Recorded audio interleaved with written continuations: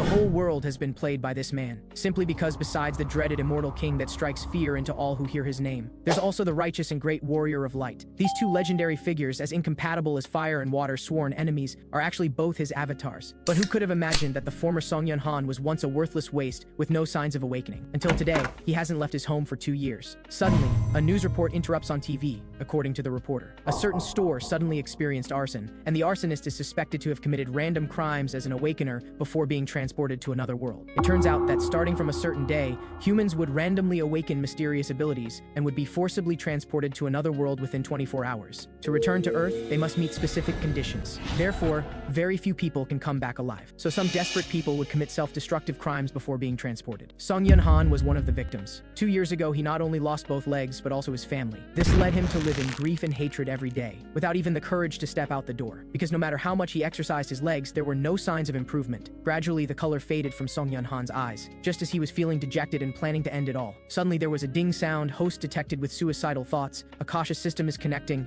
innate skill avatar awakened, 24 hours remaining until transportation to another world. Seonghyeon Han was completely bewildered by this sudden notification. After snapping back to reality, he immediately began packing, because time flows differently in the other world. So to return to Earth, he must survive there for at least 10 years. Time flew by quickly, with only 3 minutes left before forced transportation. Seonghyeon Han had already packed large and small bags, but he couldn't bring himself to take that step. He even collapsed to the ground from fear. What to do? I'm a cripple with no survival skills. Going directly to another world would be suicide. Just as his thoughts were in turmoil, Seonghyeon Han finally remembered his newly awakened ability. He immediately shouted, "Activate skill, avatar!" Instantly, an exact copy of himself appeared before his eyes. Seonghyeon Han felt dizzy, because the avatar's vision was shared, plus the synchronized movements made him very uncomfortable and nauseous, but before Seonghyeon Han could get used to it, the system reminded him, 1 minute remaining until forced departure. Seonghyeon Han became dejected again. This avatar is as useless as me, what's the point? If only someone could stand on the transportation circle in my place. His words came to an abrupt halt. Seonghyeon Han looked at the expressionless avatar and had a sudden idea, so he immediately took control. Ding, awakener identity confirmed, beginning transportation. Watching the light screen and the figure gradually disappear, and hearing the successful transportation, Seonghyeon Han breathed a sigh of relief as if a burden had been lifted. I didn't expect it would actually work. The transportation circle actually mistook the avatar for me. At this moment, the avatar was born in a fragrant forest with birds singing, bright sunshine, and blue skies. But Seonghyeon Han was in no mood to appreciate it, because the shared vision made him very uncomfortable. His stomach churned, and Seonghyeon Han couldn't sit still anymore. He quickly shouted to dismiss the summon,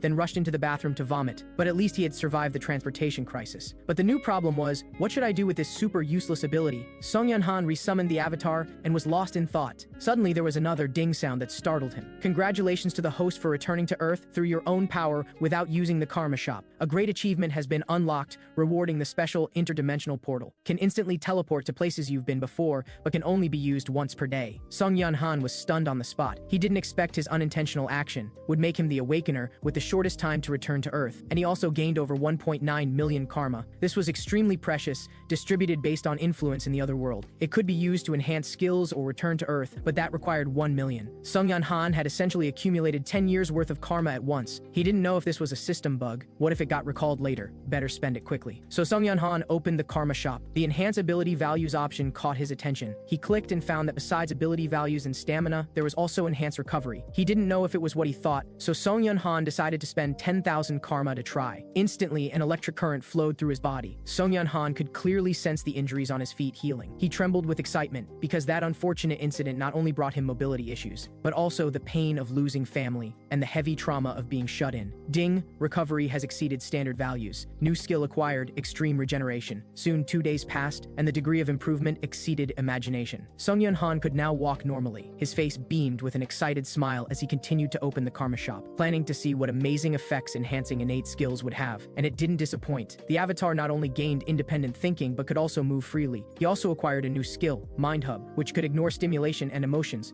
only receiving the information he wanted. This meant that not only could he avoid the dizziness caused by crossing dimensions, even if the avatar got hurt, he wouldn't feel pain. So I can explore the other world from the comfort of my warm home. I can control my avatar as if I were playing a video game. Besides that, I can now summon 2 avatars. But over time, I might not be able to tell who is who, so Seonghyeon Han decided to give them names. Avatar number 1 was called Hans, with the personal trait Magic Affinity. Avatar number 2 was called Harvey, with the personal trait Tough. After everything was ready, Seonghyeon Han smiled. The long-awaited otherworld adventure begins. As his words fell, space rippled around Hans. Harvey had it rough though, because his task was to throw out 2 years' worth of accumulated garbage. Through shared vision, Seonghyeon Han saw the long-missed sunlight. But this time he felt no anxiety or fear, perhaps due to the Mind Hub skill working. On the other side, Han successfully returned to the other world, and it was already dark. He muttered, "This seemingly peaceful forest, monsters won't come out, will they?" As soon as he spoke, a black panther leaped out from the bushes. Its eyes flickered with hungry ferocity as it immediately pounced. Hans quickly drew the short sword from his waist to defend. Disgusting saliva drooled out. Hans remained calm, just finding it filthy. He planned to end it quickly, swiftly drawing the short sword, then injecting magic power for a fierce stab. The black panther was instantly killed with one strike to the throat. Hans sat on the ground, breathing heavily. Clearly his body was too weak and the fight was somewhat exhausting, but he didn't dare linger, worried the bloody smell would attract other beasts. So he quickly headed toward the distant village. Seeing an outsider, an old man enthusiastically approached. "Welcome, traveler. I'm Malcolm, the village chief. You actually crossed the monster forest alone in the dead of night. That's quite remarkable." "Just lucky," Hans smiled modestly and asked, "Can I stay in the village for one night?" "Of course, that's no problem. Life is about helping each other." Then Hans happily replied, "Thank you so much." Hans didn't expect the people here to be so hospitable. The village chief not only prepared an empty room for him but also took him to the tavern for drinks. Perhaps due to the alcohol, Hans quickly fell asleep, completely unaware that someone had entered. Meanwhile, Seonghyeon Han was eating fried chicken and drinking beer, feeling incredibly good, but Harvey was doing the training he had arranged. Seonghyeon Han's original intention was just to prepare for entering the other world, but seeing the avatars working so hard while he did nothing made him feel guilty. So he actively picked up his computer, planning to seriously research what kind of place the other world was, preparing to become a perfect strategist. But suddenly an ominous premonition welled up in his heart. Ding! Avatar death detected. All traits and accumulated data will be reset. Seonghyeon Han's pupils contracted sharply. What? Hans actually died? Could it be that old man's doing? He actually drugged the wine. Seonghyeon Han looked annoyed, feeling he had been too careless, but suddenly he sensed the avatar again. At this moment, in a basement somewhere in the other world, the old village chief frowned. "I thought he could cross the monster forest alone. He must be quite capable, but he's just an elite skeleton. What a waste." The old man left in a huff. Hans then woke up. Ding! Individual race changed to undead. Acquired special skill decayed heart. What the hell? How did I become undead? And where is this place? When he saw the terrifying scene before him, Hans jumped in fright. Did those guys turn the entire village into undead? Yeah. Suddenly a complaining voice rang out. "How long do I have to stay in this godforsaken place?" A young man walked in. Hans's heart skipped a beat. "I saw this person last night. Could it be that everyone in the tavern was using black magic?" As this shocking thought arose, the other party suddenly squinted and looked over. Hans was startled, thinking he was exposed, but the young man just waved his hand and muttered, "How do those guys work?" Hans couldn't help but breathe a sigh of relief, while noticing a force trying to control his movement. Although he could ignore this force through willpower, it was better to comply for now. The young man then muttered a few more complaints and left. Hans fell into deep thought. This force felt familiar, like when I was controlling the undead body. Could it be because of the magic affinity trait? If so, maybe I can control undead too. Soon a week passed. After hundreds of attempts, Hans could finally barely control one undead, but it was still very clumsy. Are elite skeletons really this pathetic? Just as Hans was troubled, the annoying rat appeared again and dared to bite his heel. Hans immediately caught it and put it out of its misery. Then he decided to try controlling a rat. Unexpectedly, he succeeded instantly, and it was incredibly smooth. This delighted Hans as he commanded, "Go, little rat, use your ability to hear through walls." Hans controlled the little rat to shuttle through the dungeon. He saw that muttering young man again. He was curious about what was in other rooms, so he decided to follow. Instantly, a towering evil aura hit him. Even with Mind Hub eliminating emotions, Hans still instinctively felt fear. Then he followed the young man outside, who was complaining to his companion, "When will this end? I'm bored to death, and every time I get near that fragment of the Immortal King, I feel my lifespan shortening." His companion was equally helpless. After Hans learned that thing was the fragment of the Immortal King, just as he was about to go elsewhere to gather intelligence, suddenly a spike formed from condensed magic power instantly sprouted from the ground, piercing through his body. The old village chief slowly approached. "So it's just a little rat, but it's full of black magic power. Could it be naturally occurring? Hee hee. Today should be Zeffy's shift, right?" The old village chief suddenly appeared with a friendly smile, startling the two men. Half an hour later, Zeffy cursed as he kicked open the dungeon door. "Damn, old man, it's just a rat. What's the big deal? And what's sticking out there? Line up properly, didn't you hear?" Zeffy irritably threw a punch, venting his anger. Gradually, his expression became mocking. "Isn't this the arrogant uncle who resisted me before? You said if I dared touch your family, you wouldn't let me go, right? Say it again now. Oh right, I think I cut out your tongue." Sigh, how boring. "The most fun was when I slaughtered the villagers." Just as the young man was gloating, suddenly the undead he had humiliated went mad and bit him. Instantly, Zeffy's shoulder bled profusely as he fell to the ground in terror, commanding, "Stop!" However, the other party kept approaching step by step. Seeing this, he had no choice but to fight back. But then another undead moved, pinning him down firmly, those hollow eyes now filled with venomous hatred. Instantly terrified screams echoed through the dungeon. Hans silently watched all this. He murmured, "The victim's revenge play is about to begin." The scene shifted to a young man arriving at the village entrance, saying he came to find his brother. Two guards said the person left not long ago, their attitude firm,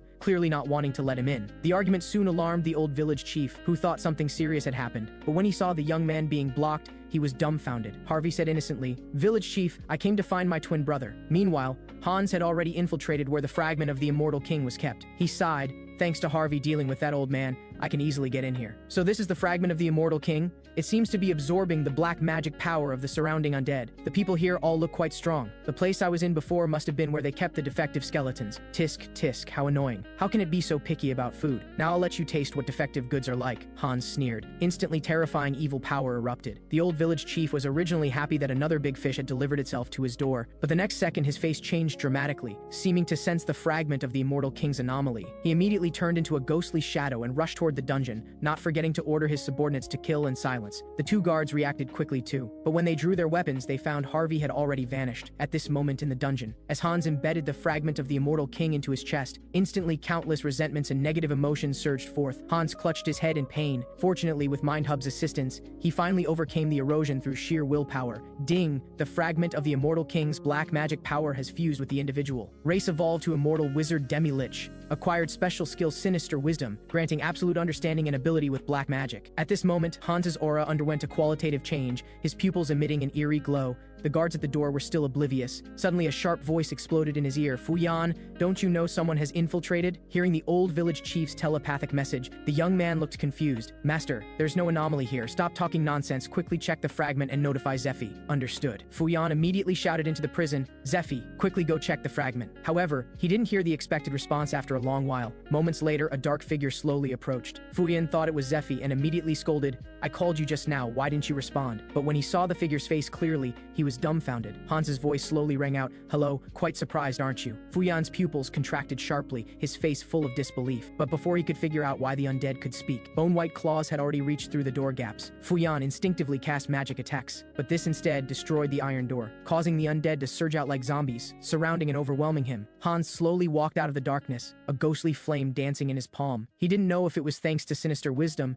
but he inexplicably knew how to use black magic. Instantly, flames shot skyward with deafening explosions. Hans successfully fought his way out. He gave the undead an order, kill everyone in the village without mercy. The battle immediately began. Suddenly, a skeleton crashed heavily at Hans's feet. He looked closely and saw it was the village chief who had arrived too late. At this moment, his expression was extremely angry. "What did you do to the fragment of the Immortal King?" Hans smiled when he heard this. "Village chief, you personally dug out my heart, so naturally I had to install a new one." The old man's expression instantly became twisted. "You actually fused the fragment of the Immortal King into such an inferior body. Unforgivable. Die, finger of death." As he spoke, eerie black lightning struck rapidly. Hans's left arm was instantly shattered. He couldn't help saying, "Old man, I haven't finished talking yet. Sneak attacking like this is very rude. Shut up. This past year I've devoted all my efforts to repairs and I was about to gain immense power. But it's all because of you. Die." Dark spikes. Instantly, sharp, poisonous vines burst from the ground. But Hans wasn't injured, because a magic barrier was tightly protecting him. At the same time, he quickly saw through the vines' structure and easily broke through the constraining cage. The old village chief didn't take it seriously at first, but when he witnessed Hans easily neutralizing his attacks, his face grew increasingly grave. Suddenly, a vine at his feet grew and writhed, transforming into a sharp blade aimed directly at his face. Fortunately, the old village chief reacted quickly and cast defensive magic. However, after just a few breaths, several cracks appeared in the barrier. The old village chief was shocked. This guy's use of black magic is abnormally skilled. Can't waste any more time. Oath of Annihilation, activate. As the old village chief's words fell, the black mages who were fighting the undead suddenly turned pale. Their eyes became hollow as their souls were drawn out by a mysterious force, finally floating toward the old village chief, forming a sinister crown. Hans couldn't help but frown. "Don't you feel ashamed ruthlessly extracting others' souls to enhance your power? Hee, it's all because of you." The old village chief's face was hideous. "Die, tainted flame of the soul." But before he could finish speaking, a sharp pain suddenly came from his chest. Hans's mocking laughter rang out. "You talk too much. Remember not to shout useless skill names in your next life." The old village chief fell heavily to the ground, full of confusion and unwillingness, never to move again. Hans looked up at the sky and murmured, "Little rat, did you see? I've already avenged you." Meanwhile, thousands of miles away in the holy city, the saint who was praying suddenly trembled. She immediately sent for a meeting. At first, Bishop Martin was curious about what had happened, but when the saint said she sensed the aura of the undead in the west, his face changed dramatically, not daring to delay. Riesta's face was equally grave. I didn't expect the Immortal King who caused continental panic hundreds of years ago to revive. No, I absolutely cannot let that happen again this time. On the other side, after Hans reattached his severed arm, he planned to subdue the black mages as military force, because in this battle, the undead army was almost completely damaged. As Hans chanted incantations, the corpses actually floated up slowly. He thought he could succeed in one try, but unexpectedly failed. However, Hans didn't get discouraged. After multiple attempts, he quickly got the hang of it. Only the old village chief remained. Hans smiled maliciously, planning to create an undead that could retain its soul for convenient intelligence gathering. But he discovered the dead old man had no soul. Hans opened the village chief's chest and found a magic mark. He quickly guessed the reason. It must be that the organization behind the village chief to prevent information leaks had extracted his soul in advance. Fine, if that's the case, I'll create a high-level undead with self-awareness and combat ability. As Hans slowly chanted the incantation, after several breaths, the old village chief's hollow eyes became sharp, especially those eerie pupils that made people shiver. But upon seeing Hans, he immediately became respectful. Hans looked him up and down and felt very satisfied. He had been coveting that staff for a long time, Malcolm, you understand what I mean, right? The old village chief hesitated for only a few seconds before a hard slap struck him. After eliminating all the black mages, Hans discovered a large amount of gold, silver, and jewels. This delighted Seonghyeon Han immensely. After checking today's gold prices, he immediately activated avatar summoning. With a whoosh, Hans instantly appeared in the living room. The cold, powerful aura hit him, almost suffocating Seonghyeon Han. He quickly shouted to dismiss the summon. Only then did he feel much better. Seonghyeon Han breathed a long sigh of relief, thinking that perhaps Hans's power had increased too rapidly. He needed to enhance his skills. So he opened the karma shop and found his account had gained over 300,000 more, just enough for one skill enhancement. Ding! Innate skill growth. The number of avatars you can possess has increased. Mental power has exceeded standard values. Acquired new skill, clear mind, protecting the mind from external influence and mental attacks. Facing Hans again, Seonghyeon Han no longer felt the previous fear. What amazed him more was that he seemed to always acquire the skills he needed. After filling several handbags with gold, Seonghyeon Han came to a nearby gold shop. When they saw the densely packed, glittering gold, the staff were all stunned. They didn't dare neglect him and served Seonghyeon Han attentively. Until they saw him off, Seonghyeon Han was very satisfied with the service. Of course, he didn't come out alone, but had Hans hide in the shadows to avoid unexpected situations. Looking at the quiet, peaceful street, Seonghyeon Han was thinking his worries might be excessive when, suddenly the gold shop behind him exploded. Two figures leaped out from the window. They exchanged glances, seeming quite satisfied with their haul, then quickly fled into the distance. Passersby scattered and screamed, "It's villains! Call the police!" So-called villains were awakeners who used their abilities to commit crimes. Seonghyeon Han was stunned for a moment. Those bad memories surged up. Then a fist suddenly struck hard. "Get out of the way!" The two brushed past him. Seonghyeon Han covered his face and knelt on the ground. His whole body tensed as he trembled through gritted teeth. "Why can't I help with anything?" Meanwhile, the two robbers thought they could escape, but found their accomplice who was supposed to meet them lying on the ground. The werewolf looked concerned and called out, "Portal, what's wrong? Wake up!" But the next second, a figure walked out from the darkness. That cold chill made their hair stand on end. "Who exactly are you?" Seonghyeon Han didn't reply. Perhaps he himself couldn't do anything. But Hans was different. As black magic power surged in his palm, bone-white skeletons were summoned forth. The two immediately froze, cold sweat instantly soaking their backs. At the same time, the Awakeners Management Bureau that received the report was rushing over. But when they arrived at the scene, they were dumbfounded. The robbers were all seriously injured and unconscious. Clearly, there had been intense fighting, and that person probably hadn't gone far. Everyone spread out in search. They didn't expect the person had slipped away right under their noses. Hans returned to his side. Seonghyeon Han stretched comfortably. That was quite satisfying. On the other side, in the other world, Harvey, who hadn't been seen for a while, came to a town. He was excited, thinking this trip would make him famous, but found the place looked quite run down. The streets were very empty and desolate. As Harvey walked, he looked toward a nearby alley. He saw a girl surrounded by two fierce, burly men. She kept saying sorry and asking if they could give her more time. The two were unmoved, warning her that she must hand over 2 silver coins within 3 days, or even God couldn't save her. Seeing this scene, Harvey didn't want to meddle, but the girl accidentally bumped into him. Diana quickly lowered her head and said sorry. Harvey didn't mind. He happened to need a guide, so he asked, "Little one, are you familiar with this town? If so, how about I hire you for 2 silver coins?" The girl was stunned at first, then excitedly nodded repeatedly. Soon it was dark. Under Diana's guidance, Harvey came to an inn. Along the way, he learned about her situation. The girl's parents died early. To shoulder the responsibility of caring for her brother, she had been doing odd jobs everywhere. Harvey paid Diana in advance and told her to come find him first thing in the morning. Then Harvey went to rest, not worrying at all that the girl would take the money and run. He'd just consider it a good deed. However, whether it was because the bed was too hard or being in a foreign land, Harvey couldn't sleep normally at all. Feeling restless, he decided to open the window for fresh air, but found that it was only after 6 o'clock, and Diana was already waiting downstairs. And she even showed Harvey a bright smile. The scene shifted to a breakfast shop. Harvey was yawning, telling the girl she didn't need to come wait for him so early in the future. Okay, uncle. Diana was eating with relish. Harvey's mouth twitched. Do I look that old? The girl quickly changed the subject, asking if Harvey was going to eat this. He shook his head. Diana immediately happily put the bread in her pocket. This small city was called Azantu, belonging to the kingdom of Talia in the western part of the continent. Although it looked like an ordinary medieval town, this symbol was painted everywhere, and the printing didn't seem to use paint. Just as Harvey was pondering, Diana suddenly spoke. Uncle, you had deer soup yesterday, didn't you? Harvey was startled. How do you know? Because I have a very keen sense of smell. Harvey looked surprised, then asked, what was that symbol just now? That's the symbol of the Varkalak organization. They control this street. As Diana spoke, she suddenly stopped. Harvey was puzzled. What's wrong now? The girl first sniffed strangely, then excitedly said,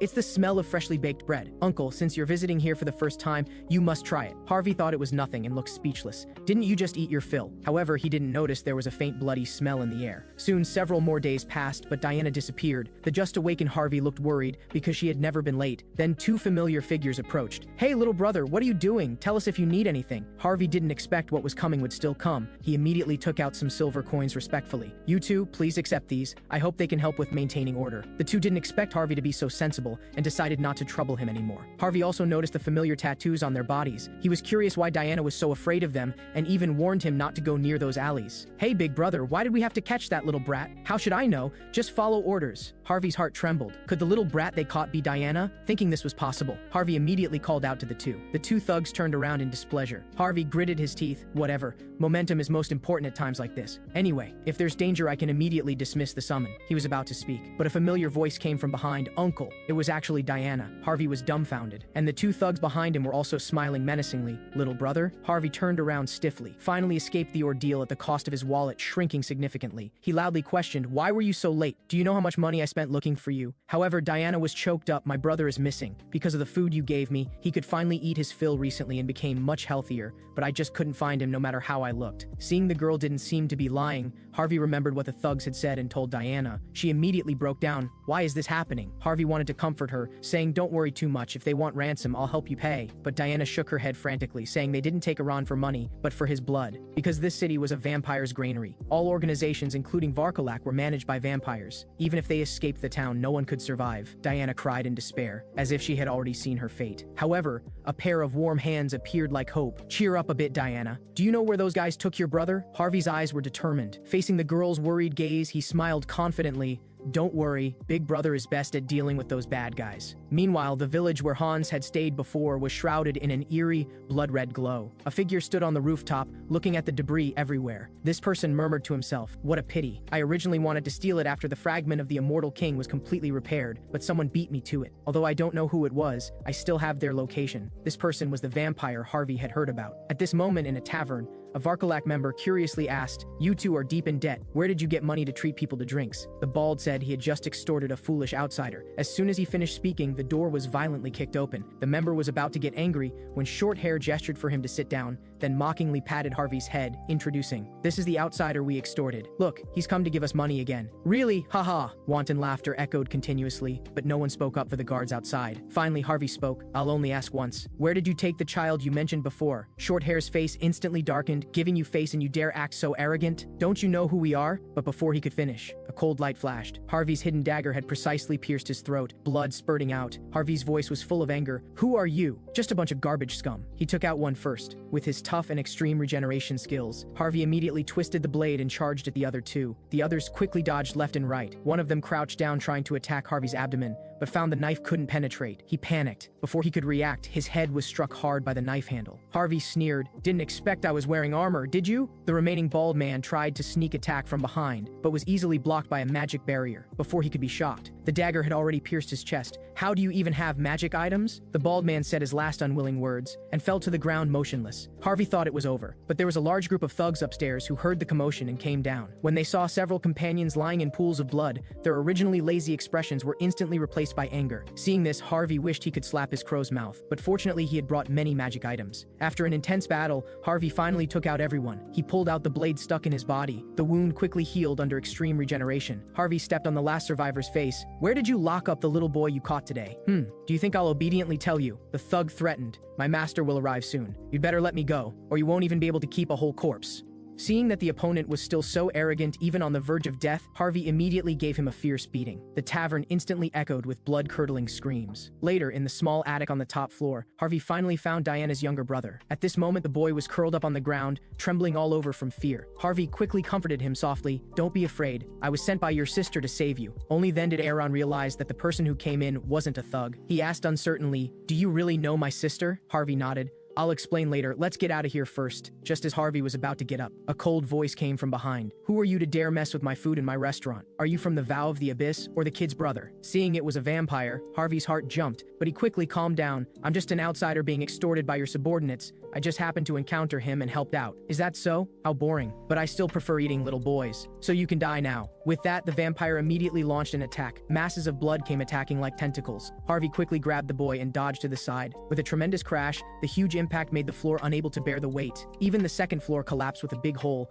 crystal clear wine spilling all over the ground. Harvey endured the pain and anxiously shouted, "Aaron, are you okay? Wake up, now's our chance to escape." Aaron slowly regained consciousness, while the vampire jumped straight down from the third floor. He said with some surprise, "You actually dodged that attack just now, not bad reflexes. Just right for a warm-up before dinner." The vampire opened his sharp claws and rushed over. Harvey quickly pushed Aaron away, telling him to run quickly and not to come back no matter what happened. Then he picked up a sword from the ground to barely defend himself. Who would have thought the vampire's claws could also extend? Harvey was instantly scratched. Even his protective clothing couldn't withstand it. The vampire showed a ferocious smile. "Your body is quite sturdy, isn't it? Although you're not the originally planned lunch, you should still be very delicious." The vampire couldn't help but lick his lips. Harvey clenched his fist, still wanting to fight back, but his entire arm flew off in an instant. The rich smell of blood stimulated the vampire's taste buds. He opened his bloody mouth, already unable to wait to taste it. Harvey knew he had no chance of winning. A sense of determination surged in his heart. If that's the case, then let's die together. Instantly, fierce flames enveloped him. The vampire quickly retreated. "This is a fire magic item. When did you hide it in your mouth?" "Of course it was when I fell to the ground. When I saw wine all over the floor,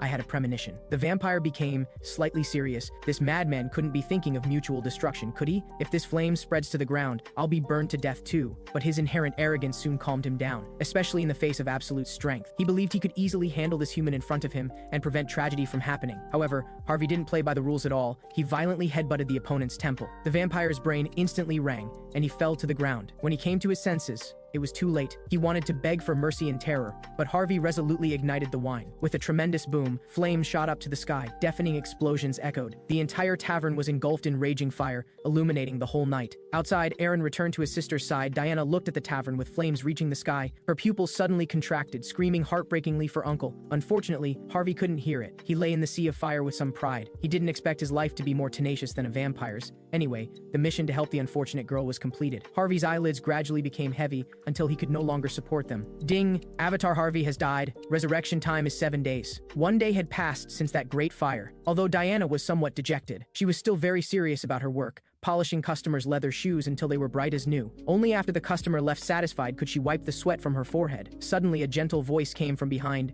"May I trouble you as well?" "Of course, no problem." The girl showed a standard professional smile, but when she saw who it was, she froze. Her eyes instantly reddened. She excitedly hugged him. "Uncle, so you're all right." "Nonsense, do I look like someone who could be easily defeated?" Seonghyeon Han smiled, but he was lying, because this avatar had truly died and needed 7 days to resurrect. To keep Diana from worrying, Seonghyeon Han simply decided to summon the third avatar to replace Harvey. Originally, he was worried Diana would notice something strange, but now it seemed he was overthinking it, because the avatar's soul auras were almost identical. Diana hugged him tightly as if he would disappear if she let go. Suddenly, she remembered something and said worriedly, "Uncle, those vampires are looking for you everywhere. You should leave here quickly." Harvey gently patted her head. "Don't worry, I have a plan." The reason Harvey was so confident was because he had the Immortal King Hans. Back at the inn, he was looking at the system panel. Discovering that the interdimensional portal's cooldown was actually 10 days, he had no idea danger was approaching. Suddenly, a black shadow broke through the window and instantly grabbed his neck. Harvey's heart jumped. He didn't expect to be discovered by vampires so quickly. The tremendous force made him unable to move. "You did this, didn't you? The traces of movement from the forest to here are obvious,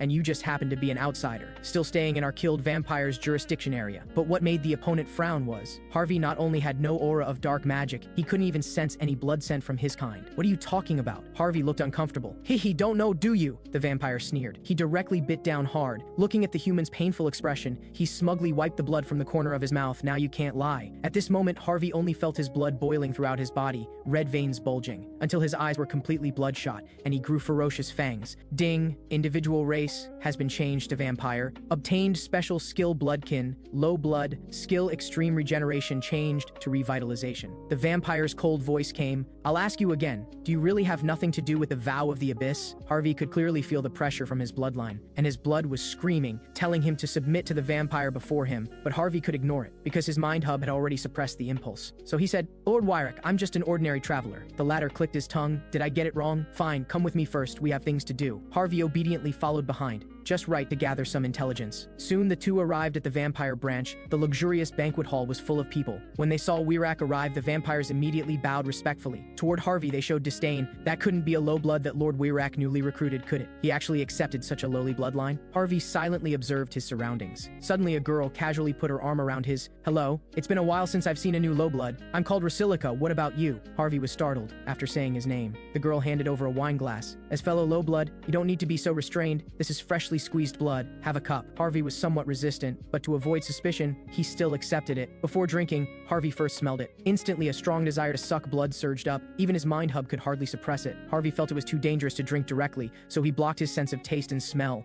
Seeing him finish it in one gulp, Rasilica felt he was very much to her taste. She lifted Harvey's chin and said, If you were still human, I'd be eager to suck your blood. Harvey smiled awkwardly. You've been calling me low blood since earlier. What does that mean? Seeing Harvey didn't understand vampire hierarchy, Rasilica explained. We low blood have a status equivalent to knights in human society. Wyrick's kind of pure blood are nobles, and the tribe leader's true blood is equivalent to royalty. Finally, there's sacred blood. He's our ancestor, and in existence we must absolutely obey. Harvey nodded thoughtfully after hearing this. At this time, Wyrick slowly walked out from the second floor, followed by two people. Also pure blood vampires. The female was called Farita. The male was called Tiapal. Seeing that people were basically all gathered, Wyrick said, The fragment of the Immortal King that the vow of the abyss guys had is missing. Through sensing, we've confirmed it disappeared in our direction, but the aura disappeared. I suspect it has already infiltrated the town, so from today on, everyone must thoroughly investigate their assigned areas and immediately report any suspicious situations. After hearing this, Harvey finally understood that the group of black magic users Hans had killed before were indeed people from the vow of the abyss. Soon the meeting ended. Harvey and Rasilica walked on the hot street, both very uncomfortable. But there was no choice. Rasilica sighed helplessly. Even pure blood Lady Farita went out to search. We can't hide. But I didn't expect the fragment to disappear. Looks like we moved the fragment here for nothing. Harvey immediately stopped in his tracks, looking surprised. We also have an Immortal King fragment? Hearing the affirmative answer, Harvey was delighted. He didn't expect such an unexpected harvest, especially thinking that probably only one pureblood was guarding the fragment now. He became even more excited and eagerly asked, Do you know the fragment's location? Rasilica was amused by his words. Do you think someone like me, a small fry, would know? The scene shifted. Harvey was racking his brains, trying to gather intelligence, but Diana actually said she knew the approximate location. It turned out that a year ago she briefly worked cleaning the cemetery. Every Friday, Varkolek members would go to the stone house nearby. Then a very terrifying evil aura would emanate from there. Harvey's eyes lit up after hearing this. He didn't even feel like eating dinner. He couldn't wait to go investigate. But Diana quietly called out to him, Uncle, your scent is different from usual. Could it be? Harvey didn't hide it and smiled. I can't hide it from your nose after all, but don't worry.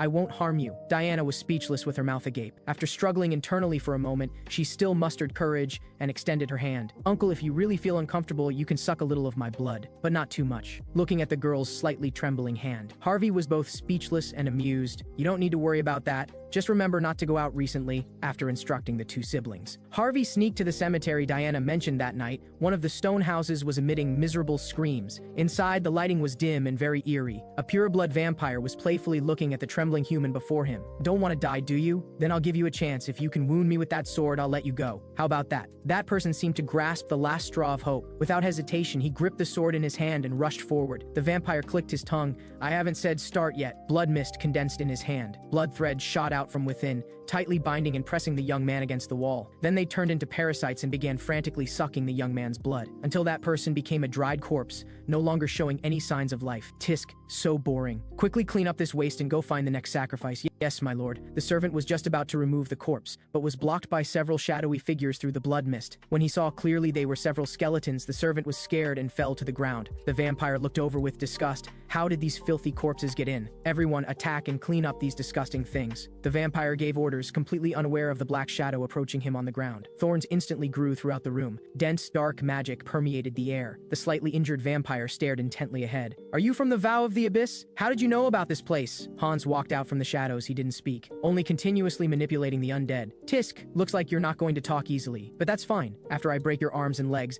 asking you will be the same. The vampire swung out waves of blood blades, instantly cutting the undead in half at the waist. Hans remained calm seeing this. Since you have such big words, let me show you this move. As he spoke, the originally broken undead bodies suddenly turned into bone spikes. The vampire still wanted to dodge, but his feet were entangled by two skeletal hands. Damn, can't dodge. Just as the vampire was about to take the hit head on, a shout came from behind. My lord, are you alright? I'm here to help you. Seeing reinforcements, the vampire's face lit up just in time. Did you get word out about the attack? Harvey immediately answered, yes. Lord Wirak's bloodkin are all outside working hard to clear the enemies, and I came in first to help you, my lord. Very good, you focus on assisting me. That demi-lich's strength is not to be underestimated, but don't think about defeating him. Just try to delay for time and wait for reinforcements. But before he finished speaking, he felt a pain in his shoulder. The vampire turned around in shock, unable to believe that a low blood dared to attack him, and was even sucking his blood, with no intention of stopping. He immediately panicked and tried to resist, but his hands were firmly bound by dark magic. At this moment, the vampire finally realized that Harvey and that demi-lich were working together. But it was too late. His face had already begun to shrivel, and sensing the Immortal King's aura on the opponent, the vampire was terrified. Are you crazy? Stop it. Don't you know that feeding on your own kind causes mental contamination? His voice abruptly stopped. Harvey sneered disdainfully,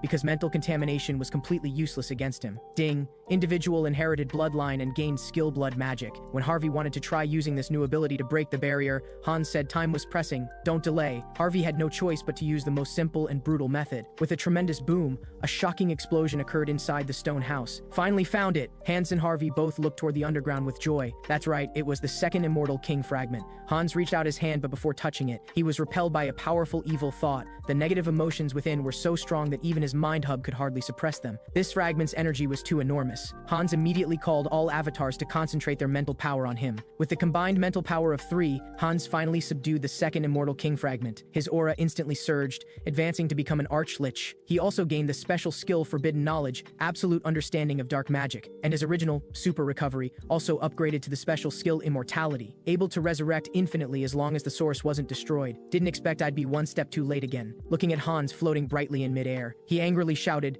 "There he is!" The vampires looked up and immediately launched fierce attacks, but found they couldn't harm him in the slightest. In contrast, Hans just lightly waved his hand. A streak of dark flame tortured them until they cried in agony. At the same time, outside the city, a night squad just happened to pass by Azantu. They thought there was a fire in the city, but the experienced night captain sensed something was wrong. He immediately ordered everyone to turn back to the church and report the situation here to the saint immediately, because that wasn't ordinary ash, but a sign of the Immortal King's resurrection. At this moment, those vampires had been burned down to just piles of white bones. Witnessing everything, Wirak was shocked, because the opponent's aura was 10 times stronger than what he had sensed before. Hans slowly descended back to the ground. He lightly waved his bone staff. Instantly, dense black fog enveloped the two people ahead. That low blood immediately panicked. Lord Wirak, this smoke seems to block perception. Let's quickly leave here. But as soon as he finished speaking, he was dragged out by a tremendous force. Wirak was startled but could do nothing. He didn't even have time to react before being pierced by sharp thorns. Wirak let out a painful moan. Hans slowly walked in front of him. Your strength is indeed stronger than other pureblood, but even so,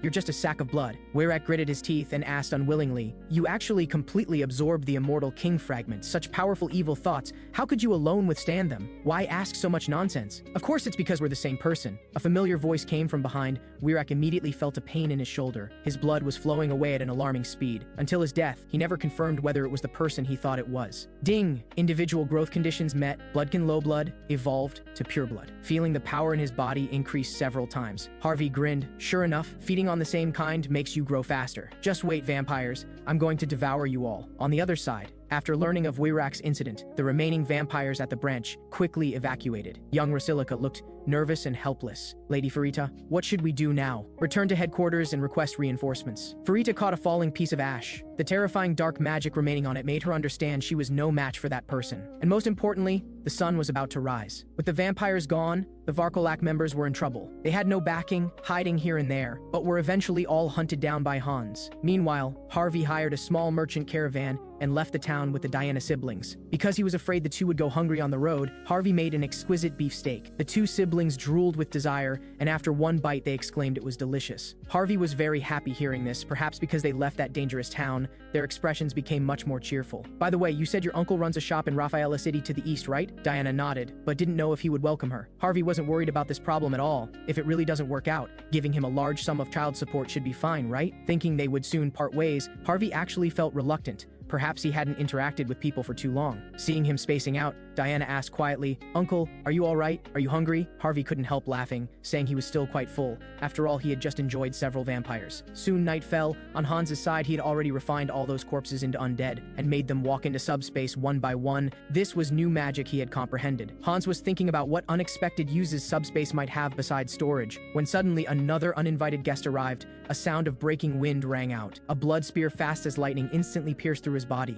"You still dare to stay in town so leisurely, aren't you looking down on us too much? Also, are you really from the Vow of the Abyss?" On the roof beam, 5 figures had appeared. At some point, the leading vampire's aura was even more terrifying, reaching above pureblood. But Hans remained calm. "That's right, I am Hans from the Vow of the Abyss." "Bullshit. Those guys' stronghold was long ago conquered and turned to ruins. If I'm not mistaken, you're the one who stole the Immortal King fragment. What luck, today this will be your burial ground." A crimson blood scythe suddenly struck down. Hans was instantly cut in half at the waist, but he still had the mood to joke. Really dangerous. With that, his figure turned into a shadow and dissipated. The vampire was slightly startled. She almost forgot that Hans possessed 2 Immortal King fragments. If she let him continue growing, he would definitely become a major threat later. Hans originally wanted to pull back some distance, but found space was sealed. The vampire sneered at him. "You can't escape. This is a barrier set up by the strongest blood magic user in my squad. You might as well surrender and die." 2 blood claws suddenly attacked. Hans quickly sensed the barrier. Although he had ways to break it, the newly acquired power still needed time to master skillfully. "Looks like I can only use that move." Hans's voice was low. "I'll say it again. I am Hans from the Vow of the Abyss, and I am your god of death. I've remembered today's events. When we meet again next time, I'll definitely repay you 100-fold. Finally, Hans shouted, "Dismiss summon!" His figure instantly disappeared from the spot. Before the others could figure out what happened, suddenly a black-robed person collapsed to the ground. The vampire's face was extremely ugly, because she recognized that silver arrow. At the same time, the blood magic user shouted in panic, "Lord Oval, something's wrong. It's the Holy Knight Order of the Divine Church. They've surrounded the cemetery and are approaching here." Oval was furious. "Damn lich. Did he stay in town to delay time just for this? Fine, you've completely angered me. No matter where you escape to, I'll find you and kill you." Meanwhile, in the real world, Seonghyeon Han recalled the Chunabu lines Hans said before leaving, and cringed so hard he was rolling on the bed, thrashing about non-stop. But thinking about single-handedly eliminating the evil vampire organization and saving helpless girls and the entire town filled him with a sense of achievement again. Seonghyeon Han couldn't help thinking, performing so excellently, he should have gained quite a lot of karma, right? Seonghyeon Han excitedly opened the system shop. When he saw over 700,000 points, he was stunned. How could there be so many? I clearly almost used them all up on upgrades last time. Could it be related to me instigating conflict between the dark magic users and vampires? Seonghyeon Han could only think of this possibility, so he stopped overthinking and directly clicked upgrade. Ding!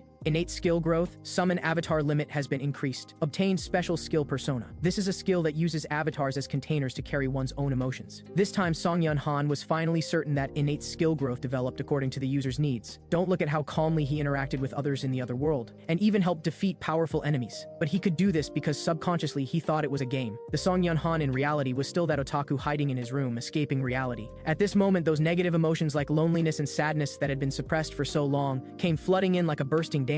After a long while, he said, "Hans, transfer my accumulated emotions to you." The latter said nothing, just silently accepted. Soon Seonghyeon Han felt his chest lighten. Though the emotions hadn't disappeared, they seemed to be stored in a drawer. Seonghyeon Han turned and asked worriedly, "Hans, are you alright after absorbing those emotions?" "Don't worry, life is accompanied by pain and despair. I don't feel much about it now." Seonghyeon Han looked stunned, never expecting that one day he'd be comforted by his avatar. Maybe avatars that carry emotions develop corresponding personalities. Hans laughed maniacally, as if he was the embodiment of the world's evil. With that, the building across suddenly exploded tremendously. Seonghyeon Han's heart jumped. Villains again? This is the city center. They're getting more and more brazen lately, but it's none of my business. The Awakeners Management Bureau should handle it. However, Hans looked at him seriously. "Do we need a reason to eliminate evil forces?" That gaze seemed to penetrate the heart. Seonghyeon Han's heart shook. That's right, he was just subconsciously avoiding it. Actually, he wanted to eliminate those villains more than anyone, but didn't have the courage, so he kept making excuses. But Hans was different. He took out an evil-looking mask and put it on his face. his aura surging as he said,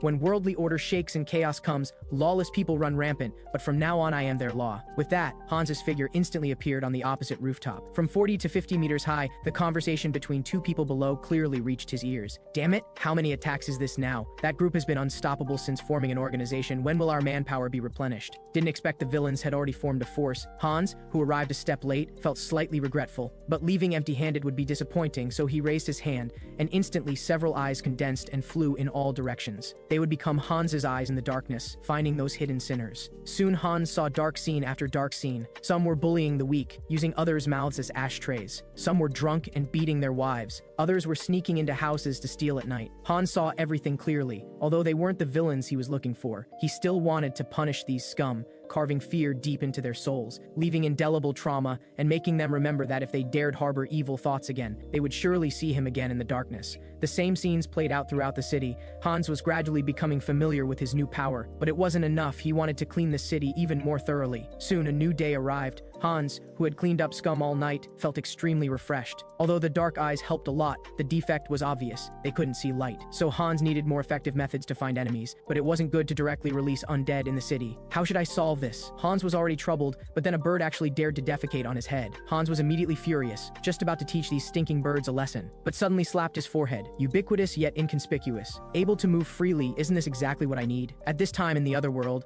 Hans occupied a goblin nest near Azantu. He was researching a magic that could control animals at will. His head was splitting from it, because he needed the familiars to look completely inconspicuous and have strong infectivity, so magic power control had to be extremely precise. Hans finally understood why programmers went bald at such young ages. He slowly exhaled black breath, looking hopefully at the black cat in the cage. The black cat suddenly trembled, then underwent horrifying mutations, its face becoming ferocious like it had rabies. The experiment failed again. Only then did Hans realize. 3 weeks had passed in a flash, and he only had the last test subject left. Holding on to his last hope, Hans grabbed the fluttering pigeon and calmed it down. He held his breath and precisely adjusted his magic power, then slowly exhaled black breath again. The pigeon was instantly enveloped by black fog. After brief dizziness, it suddenly spread its wings and flew out of the cave. Hans's face showed joy. The first step of being inconspicuous finally succeeded. Next was to test infectivity. The pigeon flew back to its flock. The barely detectable dark magic on its body quietly spread, quickly infecting other companions. Hans's lips curved up, finally succeeded. He immediately ordered, "Go, become my spies, spread the seeds to more animals." Soon half an hour passed. Hans sat cross-legged in the cave. He had said it so familiars would immediately send back intelligence when encountering monsters. Now he just needed to check if he could receive it smoothly. But gradually Hans sensed something was wrong. Noticing the familiar on the ground was acting strangely. It seemed like it was fleeing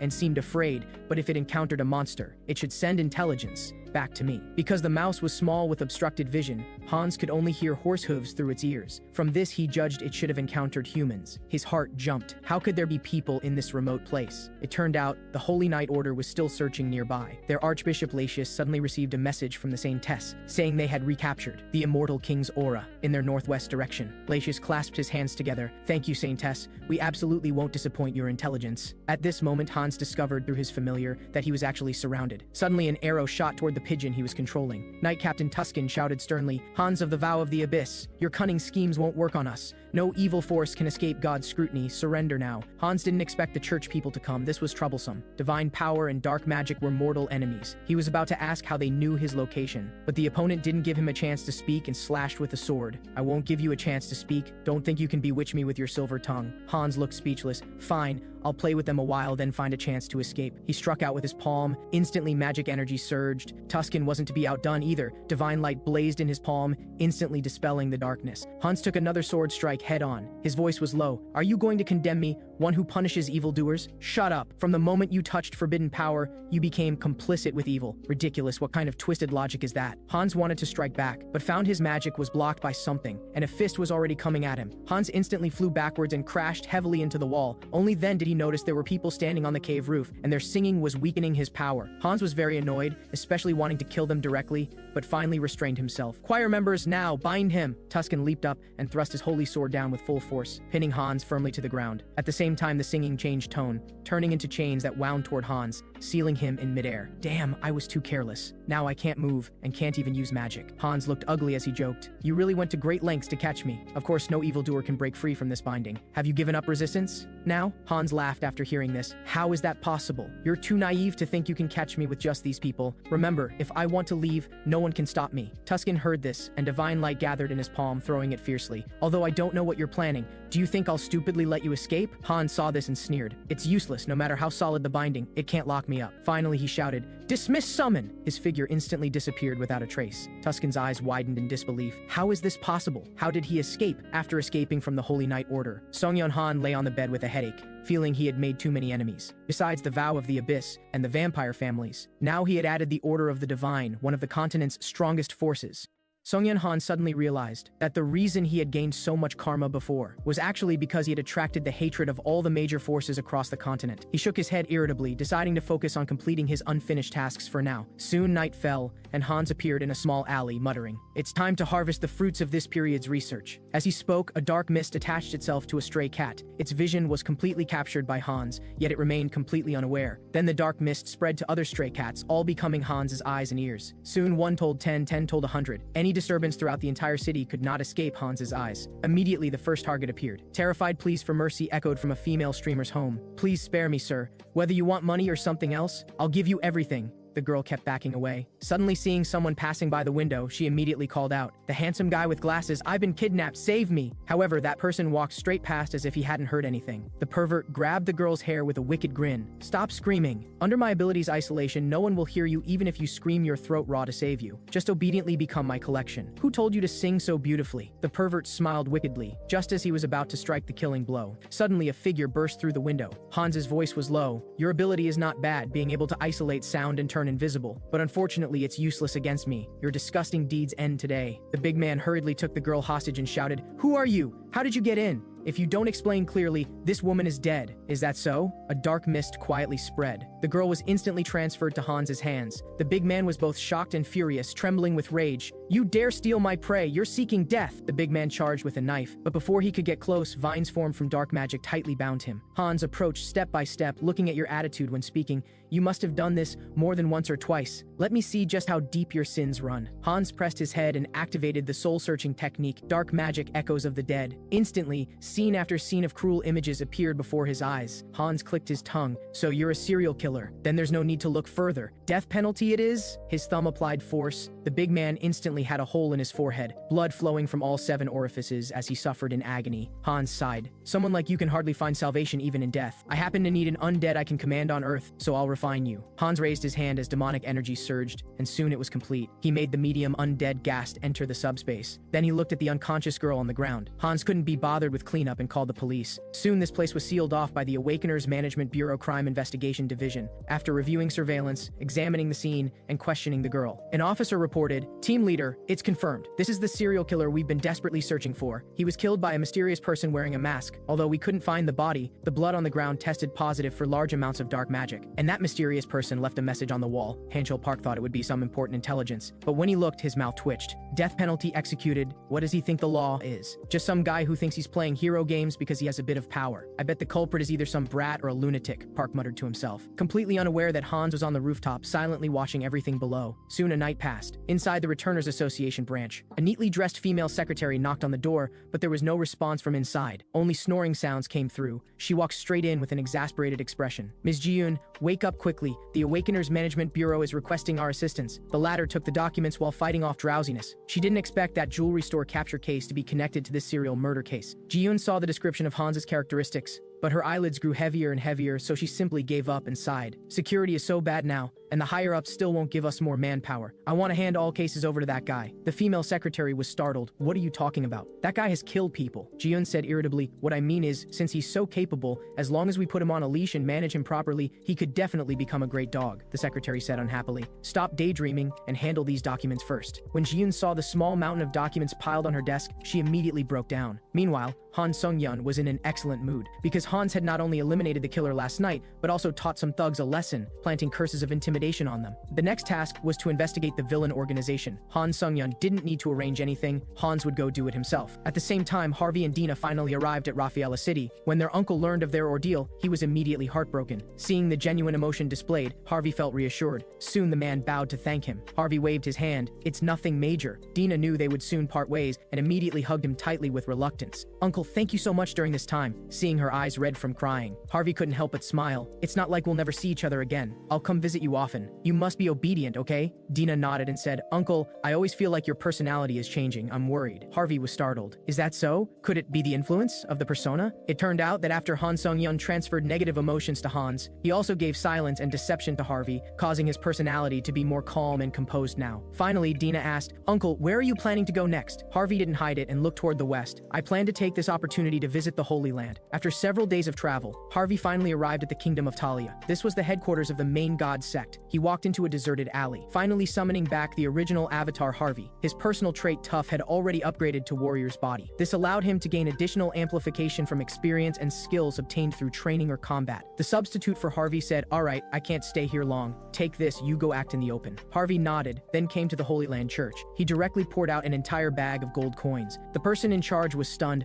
My God, how much money is this? Harvey said devoutly. This is all the money I have. I want to dedicate it all to God and become a paladin. Since the current avatar's identities were basically all evil dark beings, Harvey decided to seize this opportunity to become a light knight wielding a holy sword and respected by all. The bearded man excitedly slapped the table. Very good. What a spirited young man. This instructor will definitely train you into an excellent paladin. The white bearded old man beside him was immediately shocked. Sir Marco, even if he donated a lot of money, you can't just let someone of unknown origin become a paladin. Haha, clerk, you don't need to worry about this. Evil beings will inevitably reveal their true nature when receiving paladin training. Then he looked at Harvey. How about it, recruit? Do you have confidence? Of course. Harvey's eyes were filled with determination. However, things were completely different from what he imagined. Paladin training was utterly insane and crazy. Not only did they have to do squats while holding iron balls weighing over 100 pounds every day, they also had to sing hymns and repeatedly pray to God while exercising. It was said this could not only repair broken flesh, but also strengthen faith and enhance holy power. Harvey admitted this method was indeed effective, but was it really necessary to be this crazy? After a month of hellish training, Harvey had developed 8-pack abs. His outstanding temperament made him a total heartthrob who could captivate countless girls, completely different from those pure muscle men. Suddenly, he heard two instructors discussing him. Marco, this recruit you brought has quite remarkable strength. He can handle such high weight without even receiving baptism, especially his shoulders and lower body. Compared to before, he's like a completely different person. I really look forward to seeing how much he can improve after baptism. Harvey immediately felt something was wrong. Why are you looking at me and drooling? Time flew by and 3 months passed. Under the enhancement of Warrior's body and super recovery skills, Harvey's muscle definition became increasingly pronounced. He had just finished wiping off sweat and was preparing for the next training session. Suddenly, instructor Marco called him over. Sir Harvey, you just finished training your upper body. How about we train the lower body together? Another instructor also came over,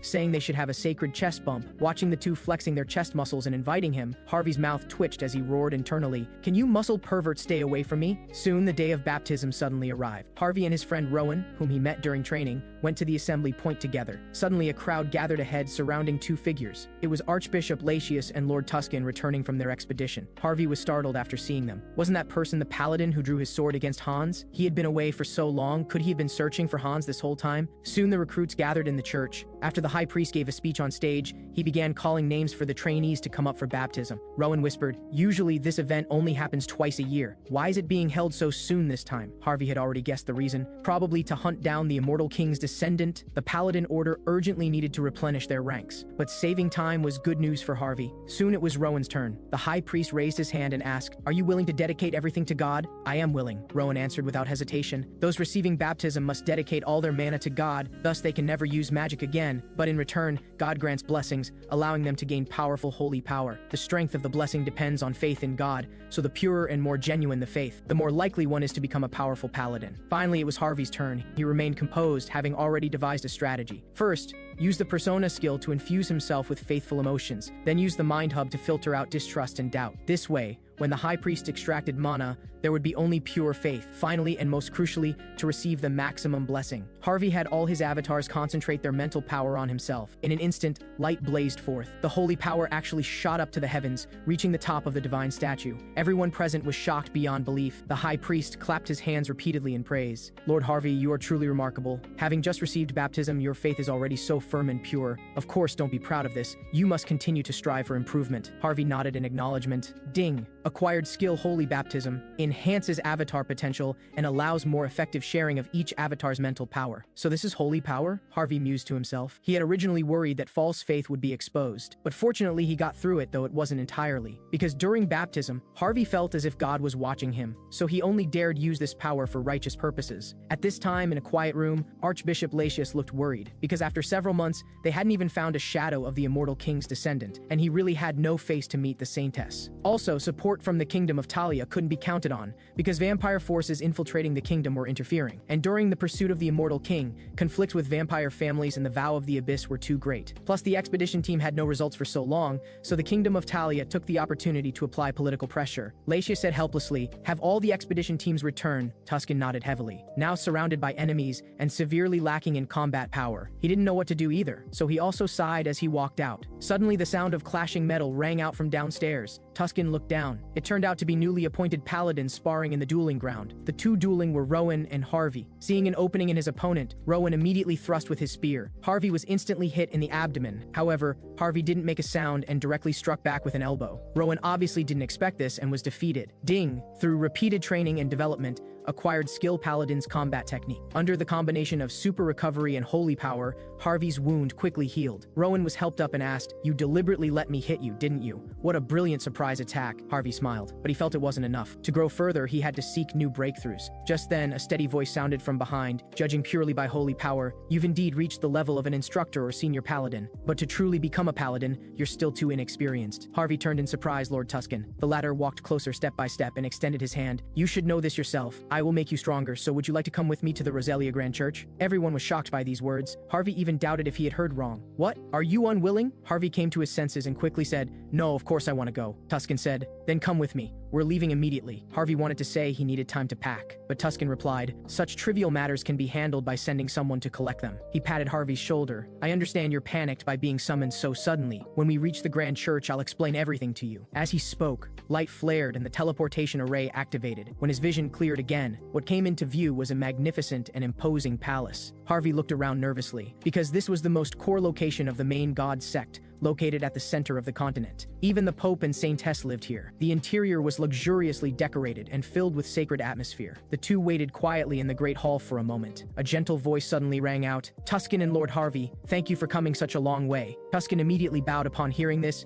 "Greetings, Saintess." Harvey did the same. He was extremely excited inside, because this was the best place for cultivation. He would become a respected paladin under the guidance of holy light. Meanwhile, Hans hadn't been idle either. He discovered a human trafficking organization and completely eradicated it. He even accidentally became famous online, but what made Hans curious was, those thugs kept muttering about something called Skybreakers. It seemed to be the villain organization he had been looking for, but after soul-searching and interrogation, there were no clues, which immediately piqued Hans's interest. But he wasn't in a hurry. He'd find out eventually by continuing his cleanup. For now, he should go settle the money earned this time, because Hans had seized quite a few valuable items this time, but selling them openly would inevitably attract police investigation. So he used his network to find an underground trading post and arranged for Harvey's previous substitute to handle it. To distinguish them, let's call him Hardin. The location was a game arcade. There was just one clerk inside. Hardin got straight to the point. "I want to sell some things." The other person frowned. "You've come to the wrong place. We're not a pawn shop." But Hardin directly opened his bag and poured out the contents. "Is that so? But I heard this place loves this kind of stuff the most." Seeing the human trafficking group's badges, the clerk was shocked. Didn't they get wiped out by some masked maniac? Hardin didn't explain, but coldly said, "I'm just asking if you'll take them." Those eerie red pupils stared at the clerk, making him shiver. He hurriedly said, "Just go through the back door and downstairs." Hardin entered the secret room through the hidden passage. A masked staff member was already waiting for him. Hardin asked directly, "I don't want cash. Can I exchange for something else?" After the other party verified the goods were genuine, he asked, "What do you want?" Hardin thought for a moment. Lottery tickets. This would also explain the source of the money. Seeing that Hardin didn't care about the high handling fees at all, The other party checked on the computer. There's 140 million prize with 4 months left to claim. Is that okay? Hardin nodded, no problem. Prepare 2 tickets for me. However, the other party shook his head. Sorry, with what you've paid now, you can't exchange for that much. Hardin smiled mysteriously. Is this enough? Seeing him produce 3 gold ingots like magic, the staff member was amazed. Brother, you're incredible. Is that a subspace item? Where did you get it? Seeing the other party grab his wrist and not let go, Hardin immediately became displeased, and a thick killing intent spread. The staff member was startled. Realizing his impropriety, he quickly withdrew his hand and stopped talking. Good. Remember not to ask what you shouldn't ask. We'll be seeing each other often. Complete the transaction quickly. Then Hardin left the underground trading post. He walked down the street holding 2 first prize lottery tickets worth 100 million each. In an excellent mood, especially enjoying the pleasant evening breeze. This street had originally been unsettled due to the human trafficking group, but after Hans eliminated them, it had regained much of its vitality. Thinking that this peace was brought by himself, Hardin felt a sense of accomplishment, but suddenly a low voice sounded from behind. Where are you from? Hardin turned around in shock to find a red-haired man had somehow appeared behind him. Seeing Hardin's wariness, the other party said, Don't be nervous, I just want to chat with you. Hardin thought he was a stalker or pervert and shouted, What do you want? But the other party's next words made his heart shake. You're a vampire, aren't you? Actually, I am too. Level 6. From the Dotmere dimension. What's your name and when did you return to Earth? Hardin was shocked, not knowing what the other party was planning. He prepared to give random answers and then escape, but he found his body was like being hit with a paralysis spell, and he truthfully told everything. Hardin's expression changed drastically. This was bad, it was mental control type ability. But the other party didn't attack again, instead introducing himself. I'm Gamma, a member of Earth's vampire organization, the Blood Alliance. I'm responsible for recruiting vampires like you who haven't been back to Earth long. Hardin took the business card and examined it carefully. He didn't expect such an organization to exist. Gamma shrugged. No choice. To survive, we have to unite. Hardin asked curiously, What did you mean by level earlier? Gamma said, getting interested. This isn't a good place to chat. Let me take you to see for yourself. Gamma pressed his car keys. A red sports car on the roadside immediately roared to life. Hardin was amazed. Then the two got in the car and drove away, completely unaware that 3 figures in the distance had been watching them. The leading woman spoke a few words into her earpiece and quickly followed. Before long, Hardin was brought to a secluded building. Inside, it was very eerie. Several black-robed figures stood with a magic circle at their feet. Gamma explained, This magic circle was invented by our Blood Alliance to detect vampire factors. If you want to know your level, stand on it. Hearing his urging, Hardin became suspicious. But if he sensed danger, he could cancel the summoning, so he suppressed his doubts and walked on. Hardin looked around, becoming more shocked the more he saw, because this magic circle actually fused together multiple different system ability laws like black magic, sorcery, curses, and alchemy. You must know that about 20 years since returners appeared, magic items were still quite rare. Magic technology also couldn't break through bottlenecks, the fundamental reason being that ability laws from different dimensions had huge differences. But this Blood Alliance organization could actually unite so many different source powers as one. It seemed they were more unfathomable than he thought. While thinking, a black-robed figure had already approached, telling Hardin to extend his hand. Then the dagger cut, and blood gushed out. The blood strangely condensed into 5 blood pearls floating in the air, representing Hardin's 5th level. The black-robed figure said, The connections between your blood pearls are solid, indicating your regeneration ability is strong. It seems Auterica's purebloods are probably around level 5 to 6. Gamma finally stopped pretending and smiled. I was originally worried when he said he came from a dimension I'd never heard of. Turns out he's only 5th level. No need to cut off hands and feet then, just attack directly. The black-robed figures responded in unison. Yes, Lord Gamma. In an instant, the underfoot glow blazed. Hardin knew such a complex magic circle couldn't just be for detecting levels. Just as he was about to summon Hans for assistance, suddenly banging sounds came from the door. The next second,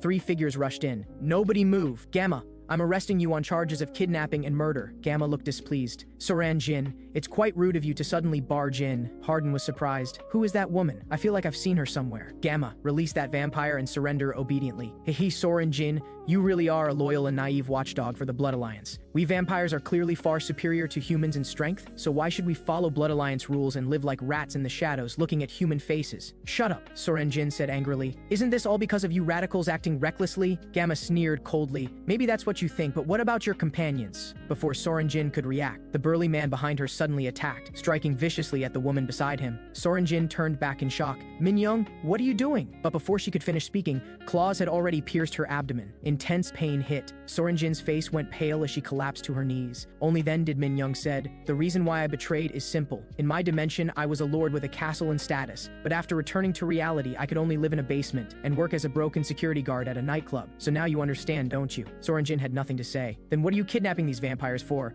Are you planning to rebel against the Blood Alliance? Gamma wasn't afraid of exposure and openly said, although it's hard to gain karma points in reality and thus impossible to become stronger. Through our relentless research, we finally found a shortcut. Soran Jin was shocked. You couldn't have committed the taboo, could you? Gamma laughed coldly. Otherwise, where do you think those kidnapped vampires went? Soren Jin's pupils contracted. Don't tell me you want to create a berserk vampire again. Have you forgotten why we suffered such persecution in the first place? Berserk vampires refer to those who hunt their own kind, rapidly increasing strength by combining different vampire factors. Vampires from different dimensions are even more effective, but mental contamination is also more severe. So if unable to control the contamination, they will become berserk vampires, starting to lose reason and go berserk, becoming abnormally obsessed with blood. So vampires were seen as the most dangerous beings in the world. Hearing Soren Jin's accusation, Gamma scoffed. You don't need to worry about that. Through our relentless research, we finally found a way to eliminate evil thoughts from blood, and you will become excellent materials. Because this magic circle isn't just for identifying vampire factors, it can also refine vampires into pills with no side effects. Seeing the pill taking shape, Minyoung said impatiently. I took the risk of being caught. You should fulfill your promise now. Of course. Here, this is what I promised to give you. Minyoung grabbed the thrown pill without hesitation and swallowed it in one gulp. Instantly his pupils filled with blood, veins bulged all over his body, and he roared as bone spikes grew from within his body. Minyoung was excited, feeling his whole body full of power, but he wasn't satisfied yet and grabbed Soren Jin, indicating he wanted more. Gamma said calmly, don't be impatient. I know you're quite excited from becoming stronger, but there are still customers waiting in line ahead. Just as Gamma looked smugly at Soren Jin, Hardin suddenly stood up, the fear on his face long gone, revealing a bloodthirsty grin. I didn't expect hunting different dimensional kin to have such amazing effects. I can't wait to devour you all. As he spoke, a crack opened at his feet. The Immortal King Hans teleported down with his minions. Minyoung had never seen undead and immediately felt intimidated. Gamma forced himself to stay calm, telling his subordinates not to panic and maintain formation. Soon the undead had charged close. Minyoung was forced to fight, but found these skeletons were completely useless, so he gained courage and roared, "Go to hell!" Watching the big guy charge at him, Hans remained calm. His staff lightly tapped. Sharp thorns immediately shot up from underground. Minyoung couldn't react in time, his body instantly pierced and pinned in midair. Hardin immediately pounced, biting the throat and beginning to suck greedily. Gamma's pupils shook in shock. What is that maniac doing? Is he trying to directly hunt his own kind? At this moment, Minyoung completely panicked. He could feel his blood draining madly but was powerless to struggle, finally becoming a dried corpse, while Hardin's mental contamination also increased as the other's blood contained various impure thoughts. Fortunately, the mind hub helped resist. Suddenly, Hardin's old fangs began to fall out, actually growing even sharper new teeth. It seemed different vampire factors were combining and evolving. Ding! Acquired special skill hybrid evolution. Physical abilities greatly enhanced. When obtaining other vampire factors,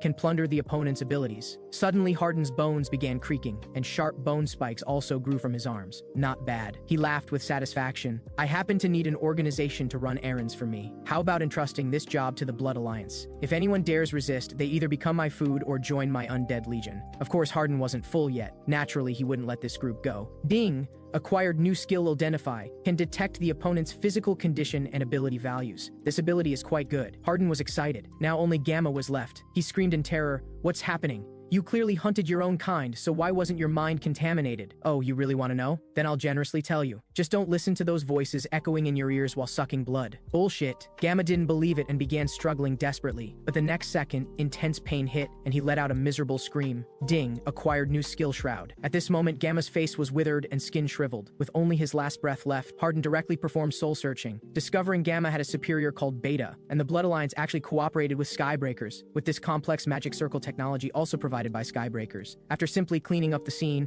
Hardin drove away in Gamma's sports car. On the road, the unconscious Soren Jin woke up. She thought she was still in danger and mistook Hardin for Gamma, immediately preparing to fight desperately. Fortunately, Hardin reacted quickly and shouted, "You've got the wrong person!" Only then did Soren Jin see clearly it was the kidnapped vampire. She apologized repeatedly and asked what happened. Hardin didn't mind. Do you know the Folk Mask? The mysterious person who recently destroyed the human trafficking group. He broke in and fought the vampires, so I took the opportunity to escape. Soren Jin was immediately grateful. I didn't expect you to save me in such a chaotic situation. Hardin thought carefully, feeling like he'd seen Soren Jin somewhere before. He asked, "You're both Blood Alliance members, so why did you fight?" Soren Jin sighed. "The Blood Alliance is now divided into hardliners and moderates, and the opposition is quite severe. I saw you being kidnapped earlier and brought trusted companions to rescue you. I just didn't expect the result." Soren Jin darkened for a moment, but quickly pulled herself together. She believed that reporting what she saw today to the higher-ups would be their death sentence. Hardin thought it wouldn't be that simple. The hardliner leadership must also be involved. By the way, Benefactor, you seem very capable. Which organization are you from? Hardin interrupted. Calling me that is too formal. Then I'll call you Big Brother. Whatever you like. Hardin briefly explained his situation. After listening, Soren Jin smiled. Why not join the Blood Alliance? The moderates wouldn't do such things.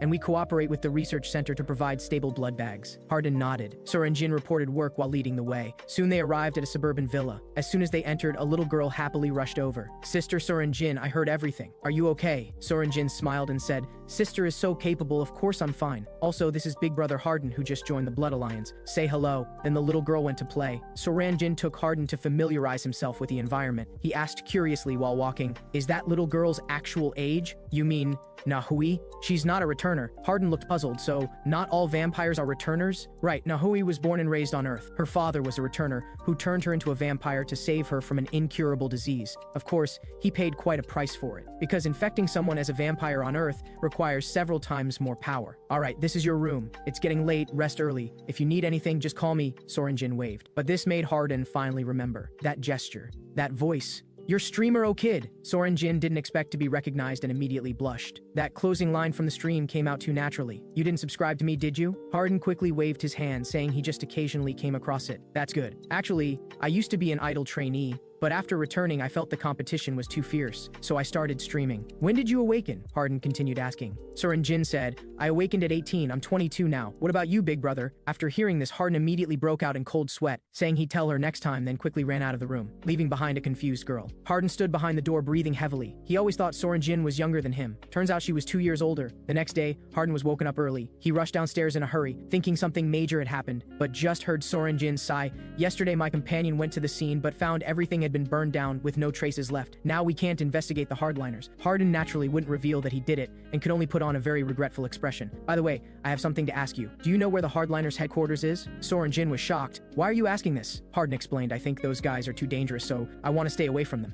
Seonghyeon suddenly realized, you're right, I'll help you mark their frequent haunts on the map right away. Soon. Seonghyeon handed the phone back to Hardin. I'm going to make breakfast. Do you want some? Hardin quickly waved his hand, indicating, I just checked. There are many good restaurants nearby. Don't trouble yourself. Hardin couldn't help licking the corner of his mouth, because to advance his power further, he needed to hunt more of his own kind. The scene shifts to a French restaurant where several corpses lay, blood staining the floor, yet Hardin sat calmly among them. He wiped the blood from the corner of his mouth, clearly having eaten his fill. Additionally, there was a dying vampire staring at him with hatred. Kid, do you think you can get away with this? Our boss will definitely hunt you down, and when that happens, you'll be nothing but bones. Hardin heard this and sneered mockingly, I'm afraid you'll be disappointed. Thanks to the shroud ability I plundered from you all, I set up a barrier when I arrived. No one outside can see what's happening inside. You'd better obediently tell me where your other companions are. Hardin directly activated Soul Search, and his face immediately lit up with joy, because the hardliners' upper echelon was actually meeting tomorrow. Perfect for catching them all at once. Hardin smiled wickedly, and a sanguine blossom condensed in his hand. This was also one of his newly acquired skills. He gently blew, and the petals scattered in the wind,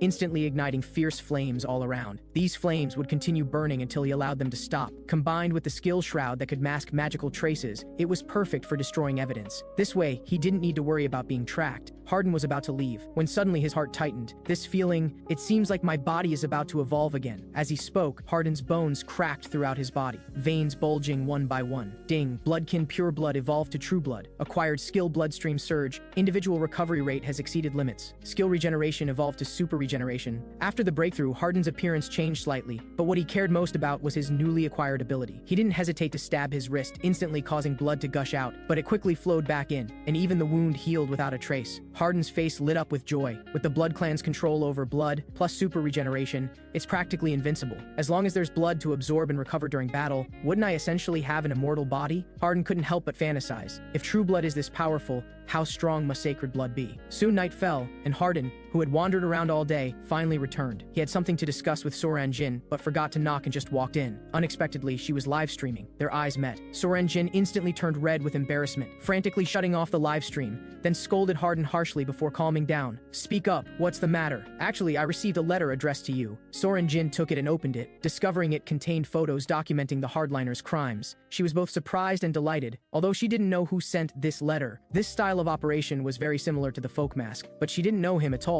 Why would he help her? Just as Seonghyeon felt puzzled, she inexplicably thought of Hardin. At this moment, Hans and Hardin had already arrived near the hardliners' headquarters. Learning they were meeting to discuss how to deal with him, he scoffed disdainfully. Perfect timing to catch them all at once. As he spoke, Hardin had already activated his identify skill. The villa was covered with an invisible barrier, but he ignored the obstruction. His gaze penetrating the barrier to see the interior, several figures sat around a long table, all quite powerful. Alright, let's begin the operation. Hans, hide in my shadow first. Harden leaped down directly, crashing through the window. With a stylish landing. You villains, are you prepared? However, as soon as he spoke, he froze, because the hall was completely empty. Not a single person. Just as Harden was puzzled by this, suddenly there was a bang behind him. The air shattered like glass cracking open. A group of people filed out. Strange? The target was clearly the folk mask. How did some vampire we've never seen appear? Do any of you know this guy? Beta shook his head. It's an unfamiliar face, but his power looks to be at least level 7. Bailey chuckled softly. Just a newcomer who recently returned from another world. Seeing that the hardliners, leaders and officers were all present, Harden wasn't surprised, but those two masked people behind made him wary. As he couldn't sense their aura at all, they were likely from the Skybreakers. The hardliner leader didn't want to waste time and directly ordered his capture. Also catch that guy hiding in the shadows. Harden was slightly surprised that they had discovered this. Since that's the case, let's make this quick. Bloodstream surge activate. Harden rushed toward the crowd swift as wind, and in the blink of an eye had severed a head. A pure blood vampire cried out in shock. Is that guy crazy? He's actually hunting his own kind. As soon as he spoke, suddenly a cold wind rose in the room, and an indifferent voice echoed in their ears. Don't worry, you're next. Seeing eerie skeletons crawling up from the ground, that person was terrified and, ignoring orders, turned and ran. However, when he opened the door, a thick evil aura surged in. Hans slowly emerged from the darkness. Don't think of escaping. I've already set up a barrier outside. The only way out is to have the guts to take us down. Harden's blade rose and fell, and screams filled the scene. Watching his subordinates fall one by one, Beta couldn't sit still anymore, and immediately charged forward. Kids, stop right there! His speed was extremely fast, but he hadn't expected Harden's claws could extend to 10 feet long. For a moment, he couldn't stop or dodge in time. Beta could only activate his ability, skin hardening. Instantly, white scales covered his entire body. Harden's claws couldn't break through and shattered one by one. He said in surprise, "Your turtle shell is quite hard. Looks like I need to use more force." Harden clenched his 5 fingers and threw a punch. With a bang, Beta's chest caved in directly. Beta's eyes widened. My skin hardening has never lost in close combat. How could it be broken? Beta crashed heavily to the ground, hastily calling for his subordinates to block the opponent. Harden sneered, "No use struggling desperately. You'll all die eventually anyway." As he spoke, 2 blood snakes slithered out from Harden's palms. Seeing his subordinates so easily defeated, Beta was both shocked and angry. No good, this guy is too dangerous. I must take advantage of him being entangled to quickly finish him off. Beta roared and charged forward fiercely. In an instant, cold light flashed, and Harden's left arm was severed in 2. However, he just sneered, "Useless. I can absorb blood to heal my wounds, and the more I absorb, the stronger I become. Now let me show you my newly acquired ability, invisibility." Harden's figure instantly vanished. Beta was startled and still guarding the front. When his back suddenly erupted in severe pain, he was disemboweled by claws. Harden materialized. "You can die now." Ding, collected new vampire factor, skill blood magic evolved to special skill sanguine miracle. Harden's face was full of excitement as his control over abilities became much more fluid and natural. Bailey, who had been observing, seemed to realize something, and exclaimed, "No wonder you have so many strange abilities. You're actually a berserk vampire." Harden was somewhat impatient. "Are you done talking? If so, hurry up and come die." Bailey was furious, but before he could charge forward, Harden just gave him a look, and several blood vines burst from the ground, binding him tightly. Bailey struggled desperately but couldn't break free, which made him very indignant. "I can't believe I'm trapped by such a petty trick," Harden said softly. "There's nothing you can do about being unconvinced. I'll send you to reunite with your companions right now." Seeing his 2 top generals defeated so easily,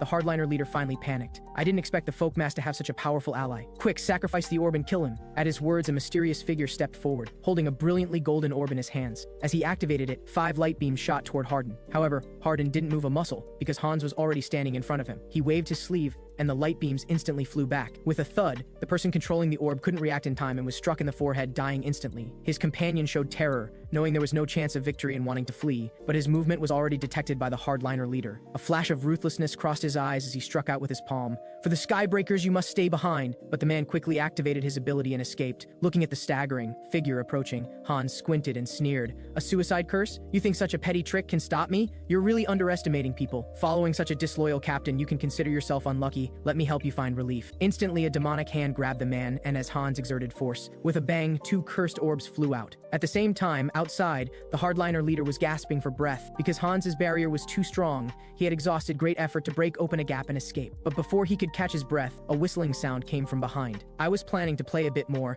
but I didn't expect this little mouse to almost get away." The hardliner leader's face turned pale, still thinking of finding a chance to escape, when suddenly severe pain struck his mind. He was shocked. "You actually want to peek into my memories. Hans's mental power invaded bit by bit. Just as he was about to see information about the Skybreakers, suddenly his vision was blocked by a white light. Hans was stunned. He hadn't expected the Skybreakers to have means to prevent memory intrusion. A blinding white light flashed, and when vision returned to clarity, Hans found himself in a mental space. Suddenly, light laughter rang out. "The folk mask, you actually managed to get here. Quite impressive." Hans looked toward the sound and saw a figure with an unclear face sitting on a throne. Hans said solemnly, "I presume you're a minister of the Skybreakers?" "Correct," the figure admitted frankly. "By the way, the folk mask, would you like to join forces with us?" Hans didn't answer directly but asked instead, "What is the Skybreakers' purpose?" "Very simple. The freedom of returnees. I want to create a world dominated by returnees." Hans frowned. For an organization that had only recently emerged, this goal seemed far too arrogant. The other party laughed upon hearing this. "Who told you we just appeared? We've existed for a long time, always fighting for returnees' freedom." Hearing this, Hans instantly thought of something and couldn't help asking, "You mean those terrorist attacks from before were all you're doing?" He almost roared the last sentence. Ding warning, Mind Hub is controlling emotions. However, the other party maintained that detached, mocking attitude. "Does that matter? I still hope you can make a wise choice." In his rage, Hans punched toward the throne, but was easily blocked by an invisible barrier. "Is this your choice? Very well." The figure's tone instantly turned cold. "Then don't expect to leave here alive, because in the mental world, I am invincible." Hans showed no fear. "You want to compete with willpower? You're really underestimating me." The scene shifts to the temple of the main god. After a period of arduous training,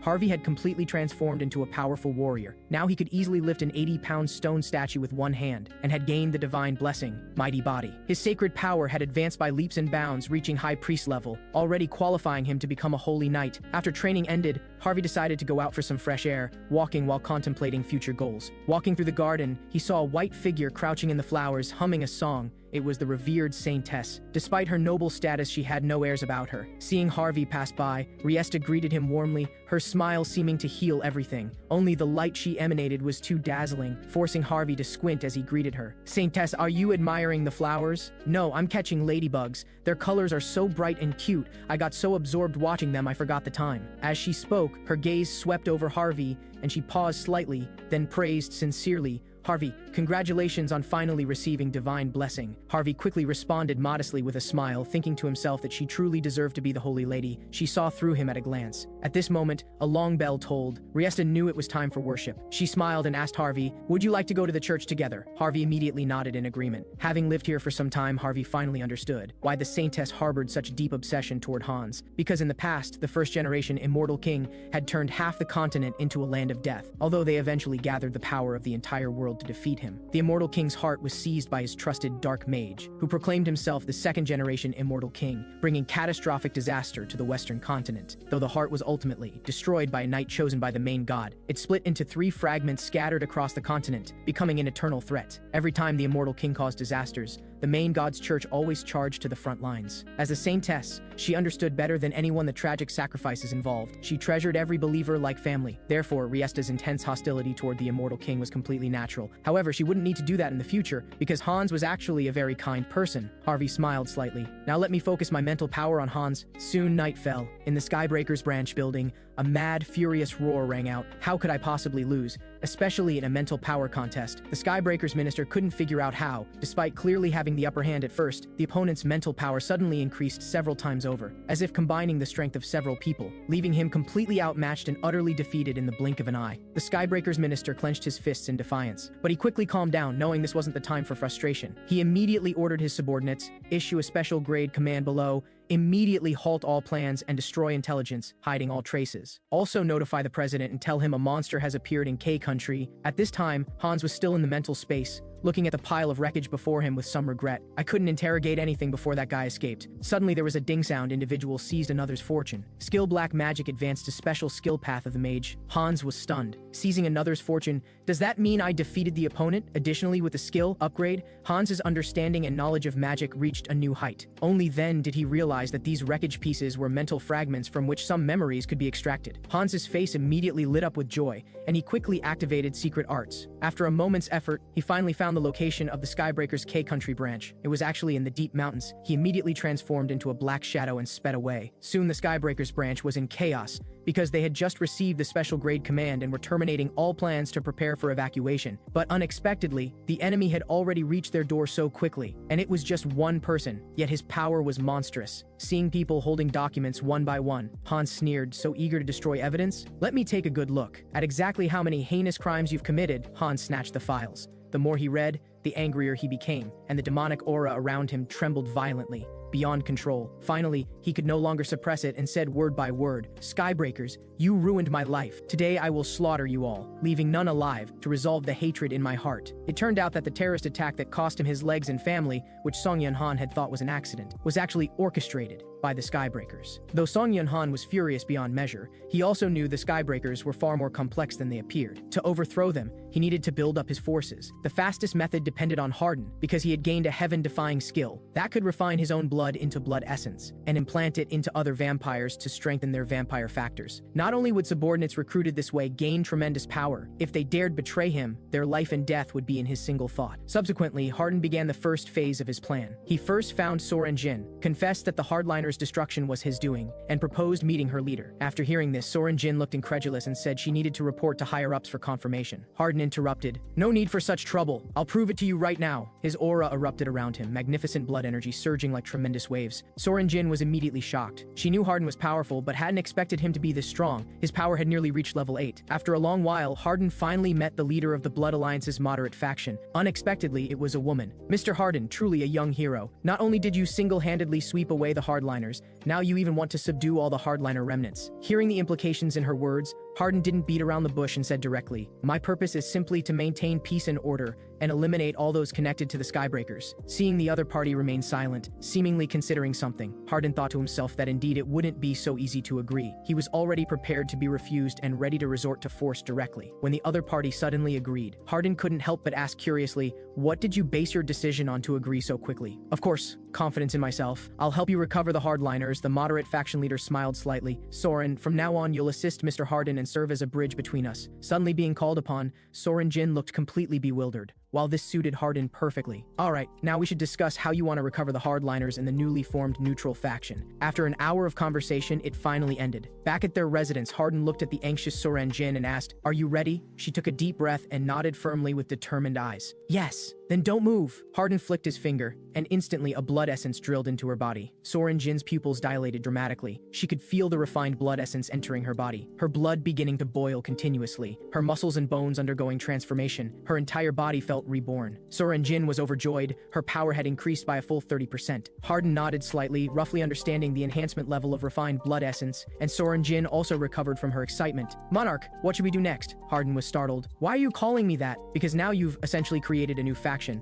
so naturally you need a resounding title." Harden suddenly realized, "Oh right, I'm the boss now. What name should I choose?" Harden pondered. "I can grow stronger by hunting my own kind, so my vampire factors are quite complex, and vampires who absorb refined blood essence will also be influenced by me and mutate. Then we'll call ourselves the Heterosis from now on." Harden made the final decision, laughing wickedly. "Hardliner remnants, you guys just wait for me. I'll train you to be the most loyal dogs. Those who resist will die." 3 days had passed since Harden established his faction. Although progress was smooth, Seonghyeon Han still felt it was far from enough. After all, the Skybreakers were a global organization. To overthrow them, he needed to rapidly increase his power, so obtaining karma was crucial. But this required causing massive impact in another world, such as war or terrorist attacks. However, Seonghyeon Han immediately rejected these ideas, because he would never do anything that harmed innocents, so he had no good strategy for the moment. But while organizing his things, Seonghyeon Han found a comic book. Its contents deeply inspired him, and a bold plan instantly formed. He would play a grand game of chess. First, let Hans play the evil demon king threatening humanity and gather corrupt nobles to form an evil force. Then let Harvey take the stage,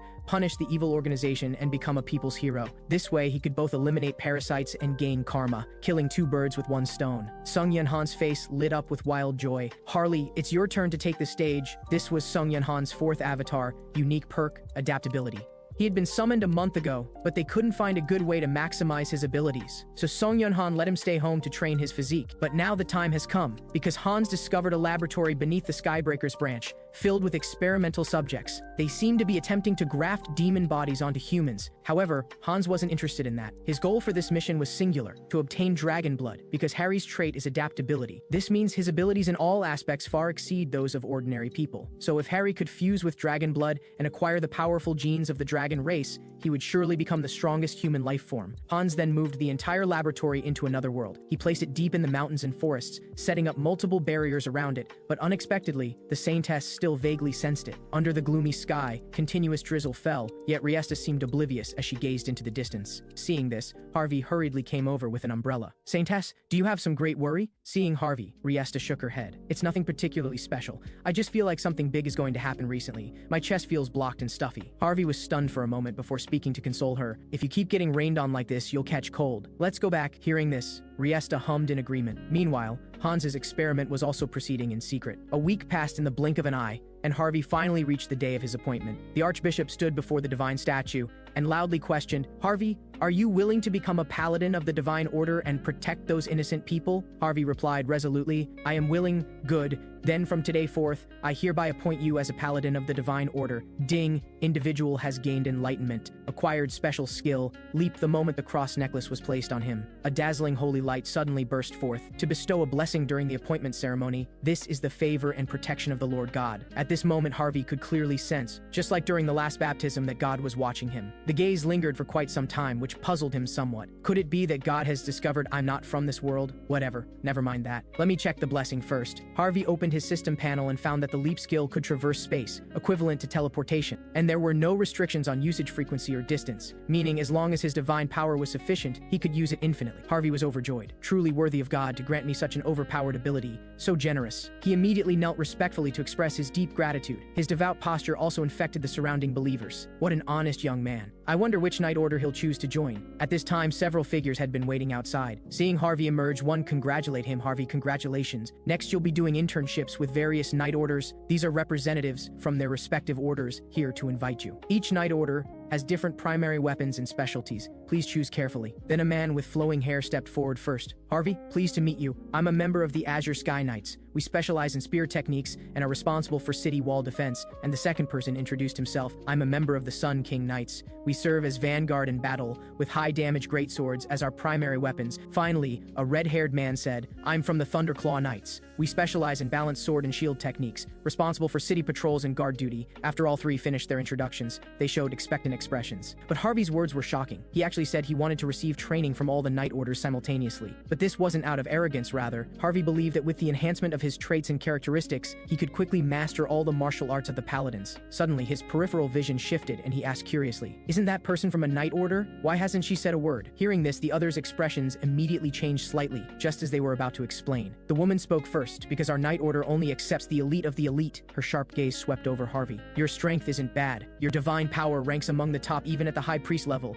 If you're curious, follow me." Harvey frowned slightly but still followed. On the way, the woman revealed some information, saying their Knight Order was responsible for guarding the most important positions in the Divine Temple. Soon, after walking for about 10 minutes, the two entered a stone chamber with a skeleton statue holding a scythe and someone sitting at a desk below. Harvey looked carefully and his expression changed. That cloak and mask belonged to a heretical inquisitor. Behind him, the woman spoke calmly, "Our Knight Order's evaluation standard is simple. Just clearly recite the text on the divine statue." Cold sweat broke out on Harvey's forehead. "Damn, this isn't a trap, is it? What if my identity is exposed?" He feigned displeasure. "What do you mean? Are you questioning my faith in God?" The woman frowned slightly. "This is just a procedure. Do you have some reason why you can't recite it?" Harvey bit his teeth helplessly and decided to go all out. Otherwise, continued delay would surely arouse suspicion. So he began reading from the scroll. A moment later, the statue's eyes burst forth with golden light. Instantly, with a sizzling sound, a brand was carved onto Harvey's tongue. The pain made him grimace. The Inquisitor glanced over and finally spoke a sentence. "You may go back now." Harvey breathed a sigh of relief and left the stone chamber, unable to help asking, "Were you worried about leaking secrets just now, so you placed a restriction on me?" Hearing this, the woman couldn't help but smile. "How can you call that a restriction? It's clearly a blessing of silence." Harvey rolled his eyes, thinking to himself, "Like hell I believe you." Then they came to another secret chamber. Two armored paladins stood guard solemnly. The woman's expression instantly became extremely serious. "Listen well, we are the Radiant Knights. Our mission is to risk our lives guarding the underground chamber of the Divine Temple. Open your eyes wide and see clearly. This will be your first and last time witnessing with your own eyes what we're truly guarding." As the heavy stone door slowly opened, an evil aura that made one's heart palpitate spread out. Harvey was shocked on the spot. He finally understood why the Order placed its most important forces in the Divine Temple, and why they imposed the blessing of silence on those who entered and left. The reason was that this place sealed the final fragment of the Immortal King.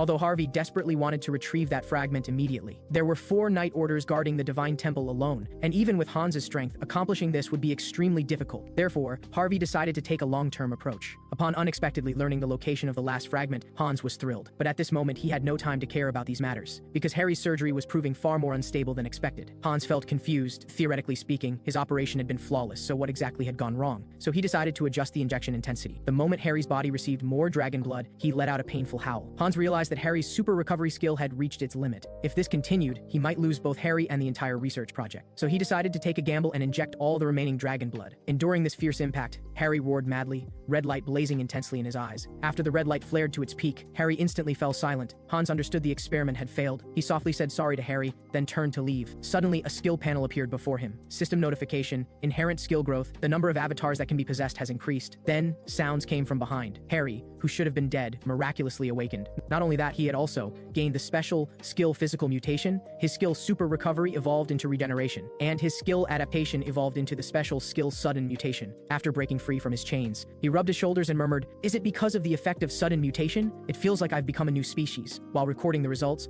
Hans said there was more to celebrate than just this. This increase in avatars wasn't achieved through the Karma Shop's power, but through natural growth. This was an unprecedented breakthrough. Harry chuckled lightly and said, "Shall I try out my abilities first?" Afterward, he came to the forest, breathing in the fresh air of nature with contentment. Based on sudden mutation, all 5 of his senses had become more acute. He could even clearly hear the faint breathing of the beast that had set its sights on him. When he got a clear look at the beast attacking him, he discovered it was the very species he had encountered when he first arrived in this other world. He grabbed the panther by the neck and slammed it hard into the ground, then ended its life. He cut open the panther's body and searched around, finally finding the magic stone that served as the monster's core. He swallowed the magic stone like a snack. At the same time, the system prompted, through repeated behavior, the individual has gained enlightenment. This was precisely his purpose. He wanted to use sudden mutation to make his personal combat style more distinct. After devouring the magic stone, he suddenly realized he had grown to 2 meters in height and gained the skill glutton, can quickly and easily digest any food, greatly increasing appetite. After acquiring the skill, he suddenly felt ravenously hungry and immediately tore off a piece of panther meat. He found the raw meat sweet and the blood refreshing. The corners of his mouth curled up uncontrollably, his heart surging with excitement. He felt his current behavior was no different from that of a barbarian. Then he recalled that in the southern part of the continent, there was a barbarian tribal alliance. So he set off for the Earl's territory of Tarak in the Turk Kingdom. Amidst the strange looks and murmurs of the crowd, he walked into the Navigator's Guild, seeing the tall, muscular man before them with his bare chest. The staff members were so intimidated they could only speak in hushed whispers. Harry dressed this way because he wanted to become a hero capable of shaking the continent, so first impressions were crucial. When a staff member forced down their fear to ask what business he had, he slammed the table, declaring he had come to defeat the monsters in the northern mountains near the Steel Fortress. The staff member didn't dare refuse and immediately said they would take him to board a ship. On the other side, at the territory of the Divine Order, Harvey defeated the last defender, successfully mastering all the Night Order's martial arts and thus gaining the skill Comprehensive Weapon Arts. This skill not only allowed him to wield weapons more perfectly, but also greatly benefited his other avatars. At this moment, he saw the Saintess Riesta crouching by a flower bed, casting divine power on something in the bushes. He curiously leaned over to see what she was doing, but Riesta pointed at an earthworm struggling to emerge from the soil, saying she was using divine power to cheer them on. Harvey couldn't help but think, will it later mutate into a giant earthworm like in science fiction movies? He then asked Riesta, "I see you're wearing ceremonial robes. Is there some ritual?" Riesta nodded and happily replied, "A guest who can track the Immortal King is about to arrive?" Harvey asked curiously, "Just what kind of distinguished guest?" While thinking, does this person have a way to track Hans who has set up a double barrier? Riesta said it was hard to explain, but if he was interested, he could participate in the ceremony as a guardian knight. Harvey didn't expect such good fortune and immediately agreed. Inside the temple, as the knight reported, several people in green robes slowly walked in. The leader had silver white hair and pointed ears. It was none other than the High Elf of the Elven Kingdom, Rapori Grandwood. At the same time, in a certain shop, the owner's expression was impatient, unable to resist urging aloud, only because the shop's sole customer had been there for 2 hours without buying a single item. The man said his knowledge was shallow, so he was looking rather slowly. He had the exact same appearance as Han Seonghyeon. This was his 5th avatar, Hubert. His initial skill appraisal was an ability to see item information, although his proficiency was currently too low to see more than simple information. As long as he persisted in developing the skill, he could become a merchant who dominated the entire continent. But before that, he had to guard against the resistance of existing merchants. Therefore, he must make Harry more heroic in presence and influence. On the other side, in the northern mountains, snow was falling heavily. Harry finally saw the legendary giant bear that had been disturbing the peace of this area. The moment it saw a living person appear, the giant bear roared and lunged at Harry with its claws. Harry grabbed his axe and deftly blocked the giant bear's attack, then slashed its right paw. Seizing this opening, he raised his axe high and leaped up, striking down fiercely at the giant bear's head. Unexpectedly, the giant bear's head was hard as steel, and the axe shattered instantly. The next second, Harry was sent flying by a slap from the giant bear, facing the giant bear's renewed assault. Harry immediately activated physical mutation, his right arm rapidly covered with incredibly hard dragon scales. He landed a punch on the giant bear's jaw. The force of the punch sent it flying several meters, but he felt no joy, because he had used the power of a monster and couldn't be praised as a hero. Therefore, he had to figure out a method to invoke the biological power of monsters without transforming his body. He made the dragon scale state of his right arm recede, returning to human form, then concentrated his mind, trying to imagine not transforming, but simply enhancing energy. Unexpectedly, this attempt led him to comprehend the special skill biological aura. His left arm instantly ignited with dragon flame power, yet his skin showed no change. Just as he was marveling that he finally had an ability befitting a human, a blue behemoth suddenly appeared behind him. It was an ogre from the northern mountains, raising its giant foot to stomp Harry to death. Harry decided to use this opportunity to test his new ability. When the ogre's foot came down on him, the ogre let out a smug laugh. The next second, it showed astonishment. Harry had actually withstood its giant foot attack. At this moment, golden dragon power swirled around his entire body. His body brimming with strength, he forcefully pushed upward. Escaping from under the ogre's foot, he soared into the air, grabbing his iron axe and flying toward it. With lightning-fast strikes, he slew the ogre, then landed steadily, raising his axe high like a victor. Harry shouted excitedly, "I can become a hero too!" Suddenly, he smelled a familiar and nauseating odor. He realized the smell was coming from deep in the snowy forest, so he followed the scent to its source. Looking at the dark purple fog before him, he immediately recognized it as the vow of the abyss. Though he didn't know their purpose for being here,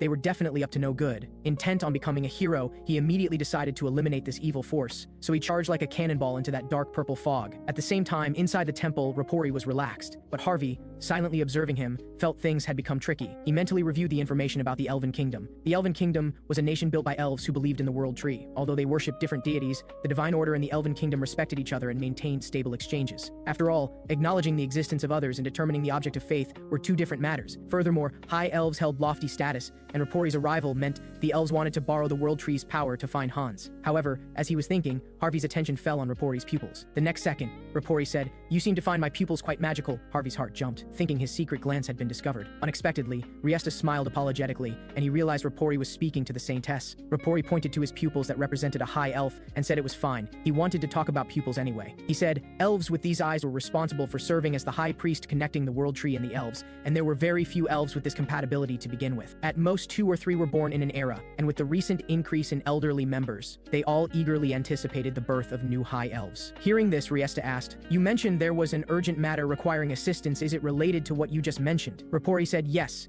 and explained that a qualified child had fallen into the hands of slave hunters and been sold as a sacrifice to dark mages. He wanted to ask the Divine Order to help find that child, so Riesta asked if he had any relevant clues. Rapori said the child had been taken somewhere in the northern mountains, and described her clothing and appearance. Her outward appearance still looks like an ordinary elf who hasn't awakened yet. She appears to be about 15 years old, with light green hair and amber pupils. Harvey, who could share senses with Harry, looked at the elf girl in the underground cavern who matched the intelligence 100%, and immediately felt something was amiss. At the same time, Harry asked the green-haired girl, "Little one, what's your name?" The girl replied, "My name is Sahiri." Harry naturally rescued the girl. Carrying her on his back, he fought his way through, and arrived at the storeroom she had mentioned. Seeing the girl dizzy and disoriented, he quickly roused her and asked what exactly she was looking for. She pointed to a branch on the table nearby, telling him it was a branch from the World Tree. He grabbed the branch and handed it to her, then rushed forward, carrying her as he escaped the underground cavern. On this side, Harvey informed Rapori of discovering Sahiri. Upon hearing this, Rapori was surprised and asked if he could track specific individuals. Harvey denied this, using sensing their presence as an excuse to answer the question. A knight accompanying them was about to rebuke him for this vague explanation, but was stopped by Riesta. Riesta believed Harvey's explanation and asked him to describe it in more detail. Meanwhile, after some searching, Harry finally found the exit. A dark mage, seeing this, hurriedly told his companion to notify that guy. The companion immediately took out a whistle and blew it. With a tremendous roar,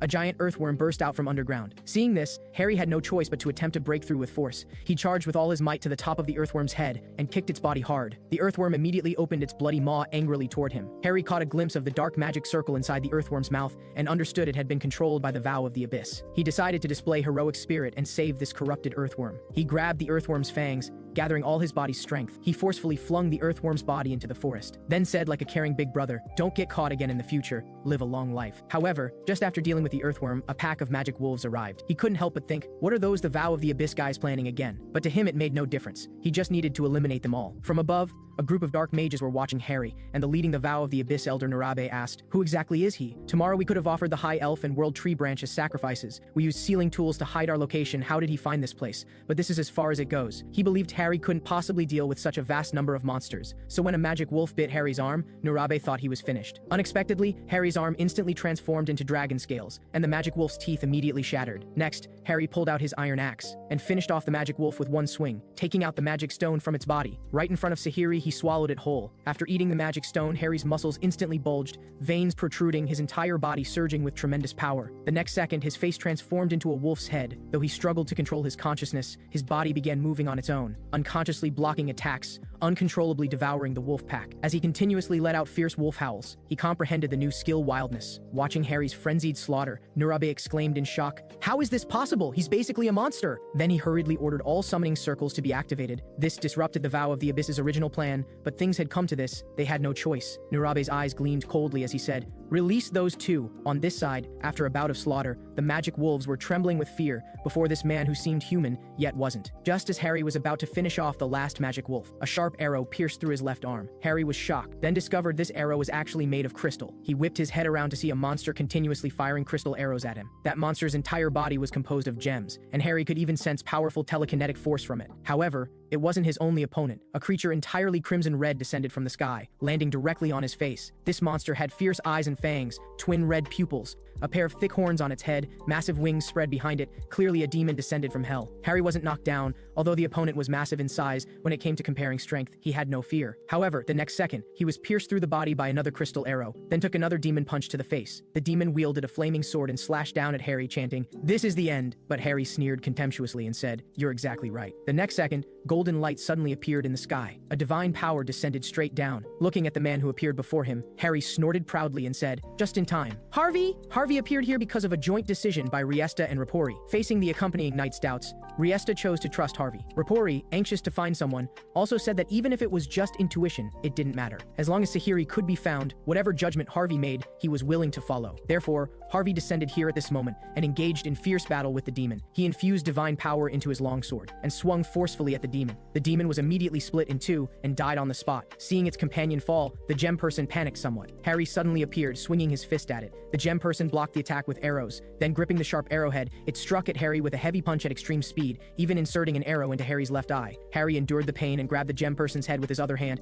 touching the third eye on its forehead, then forcefully pried it out, tearing that gem eye right out. Losing its gem eye, the gem person's head instantly became fragile and was crushed by Harry. Harry pulled the arrow from his left eye and placed the gem eye into his eye socket to replace the damaged eyeball. The moment he placed it, the system notification sounded, transplanted a new body part. Gained skill, gem eye, telekinesis. His eyes flashed with blue light as he said excitedly, "Now I can perform ranged attacks." Seeing both the demon and gem person had fallen, the dark mages asked Nurabe what to do next. Nurabe told everyone to stay calm for now, then ordered the release of the remaining monsters and a retreat. As soon as he finished speaking, a dark mage was struck in the face by a meteor hammer. Next, the paladin order appeared, blocking the dark mage's escape route. Seeing this, Nurabe secretly cast dark magic, absorbing the souls of his subordinates as sacrifices, to summon the grand demon. With deep chanting, netherfire ignited in the magic circle. A giant demon, entirely crimson with 6 horns, slowly crawled out from the circle. However, just as Nurabe summoned the grand demon, he noticed brilliant golden light from above. A huge golden magic circle appeared above the grand demon's head, and golden power suddenly emerged from it, piercing straight through the demon's heart. The one who activated this divine circle was none other than the Paladin Order's Archbishop Lasius. As Nurabe was completely eliminated by the golden light, all the vow of the Abyss combat forces present were also completely cleared out. So Harry called out to Sahiri, who was hiding nearby. Rapori and Tuscan also appeared at the right moment. Rapori quickly came before Sahiri. He knelt on one knee and gave a brief self-introduction. Before Sahiri could respond,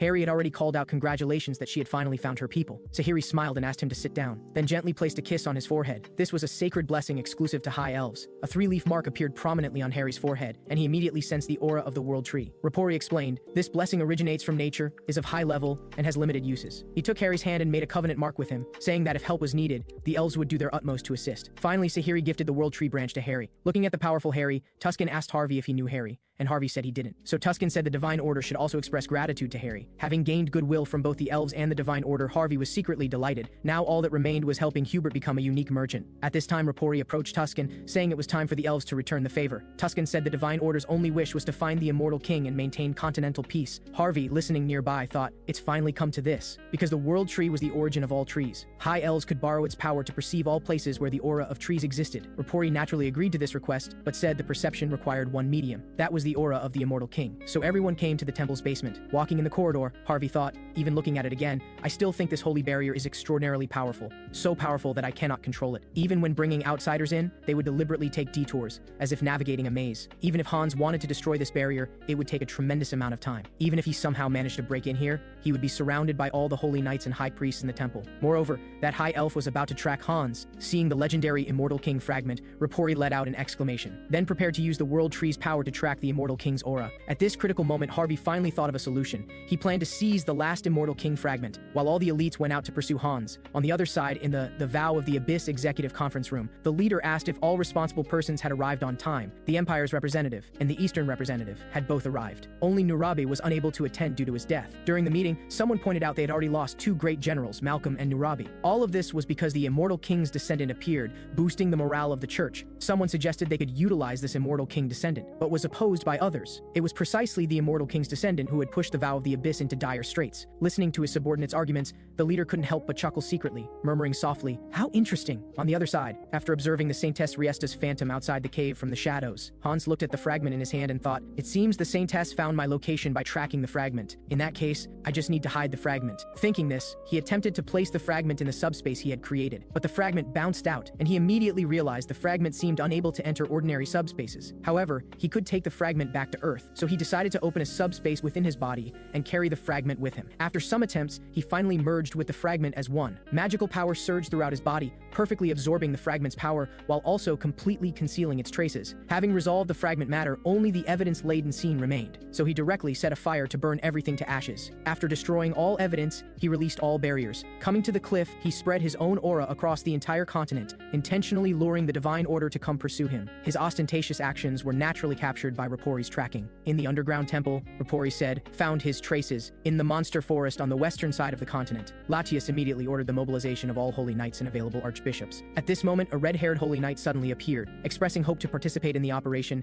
and lend the Divine Order a hand. Seeing the newcomer, Latius was inwardly delighted. It's actually Cardinal Pire. This expedition force is all elite. At this time, Riesta also requested to participate in the operation, but was refused by Latius, because the Saintess was the pillar of the Divine Order and must guard the headquarters. Afterward, Latius also instructed Harvey to remain in the temple to protect the Saintess. He leaned close to Harvey's ear and said softly, if anything happens while I'm away, I'm entrusting the Saintess to you, then led the team away. Latius's instructions were exactly what Harvey wanted, and he couldn't help but smile inwardly. Don't worry, I will definitely protect her well. At dusk, Hans came to the outside of the temple. Because his dark magic maintained vigilance over the surroundings, he could clearly sense that every wall of the temple was covered with barriers. Even if he used skills to infiltrate this place, there were layers of barriers blocking the interior. Therefore, he decided to completely confuse their position and buy time. Then, he launched dark magic into the air. The dark magic exploded like fireworks, blooming with dark purple light in the sky. The gate guards naturally noticed this commotion. Next, they detected unusual activity outside the temple. What surged forth densely was not humans but undead creatures. On the other side, when the expedition force arrived at their destination, night had already fallen. After an arduous search, they found nothing. Regarding this, Rapori was very confused. If the opponent moved position, the World Tree should have informed him. Suddenly, Latius sensed something amiss. What if the opponent had already detected being tracked and set a trap for this? He immediately felt something was wrong and ordered a return to the Great Temple, asserting this was all a ploy by the Immortal King's descendant. At the same time, after intense combat, Hans finally broke into the inner sanctum and saw the last Immortal King fragment. He immediately summoned the undead army and murmured, "It's time to resurrect Immortal King." As alarm bells rang urgently, the soldiers stationed at the temple swarmed out, rushing toward the underground temple.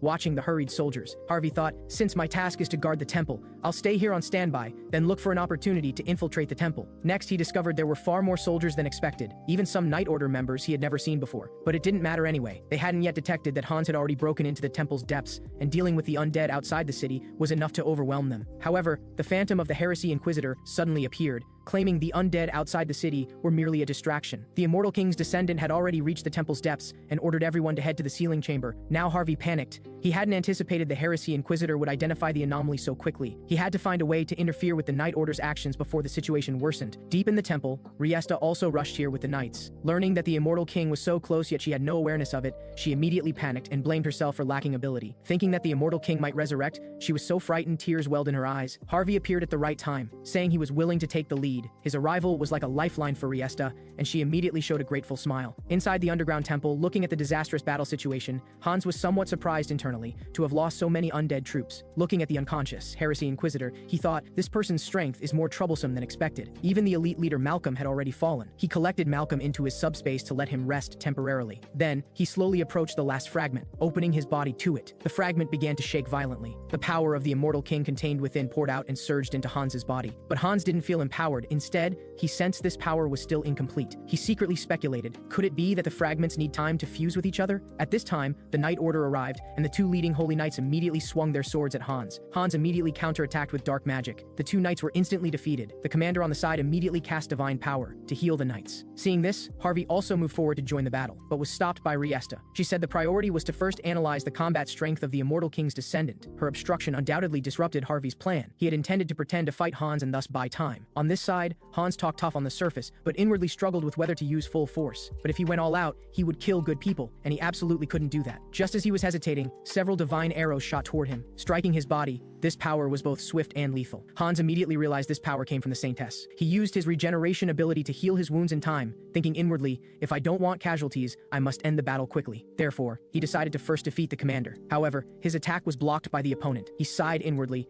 Not only can she defend in real time, she can also launch offensives, and from her movements I can see she's certain I won't attack her. He deduced someone had seen through his strategy and conveyed it to her, so he decided to peek into her consciousness. But the commander seemed to perceive his every move, suddenly moving to his side and demanding, "You dare to pry!" Riesta also urgently said, "I knew he hasn't completely absorbed the fragment yet," she chanted again, launching an offensive. Divine arrows and the Holy Knight's swords attacked Hans simultaneously, but Hans handled this fierce assault with ease, while also detecting the sneak attack from the Holy Knight behind him. He immediately cast binding magic, restraining that Holy Knight's movements. The Holy Knight shouted in astonishment, "How can he read so many people's movements at once? I clearly blocked his invasion into consciousness." Harvey stole a glance at the commander, thinking, "Sorry, Senior, after all I heard the battle plan. There's nothing I can do about it." Another white-haired Holy Knight struggled to continue fighting, but Hans let out a cold laugh. Then his eyes flashed, forcefully declaring, "The Immortal King fragments in my body have just completely fused as one." His aura surged powerfully, dark power filling his entire body, the pressure bearing down on everyone. Riesta was so frightened, tears streamed down her face, despairing internally. In the end, we were a step too late. After a transformation, Hans murmured, "You lackeys of the church fall into fear." At this instant, the system notification sounded. Having experienced and overcome,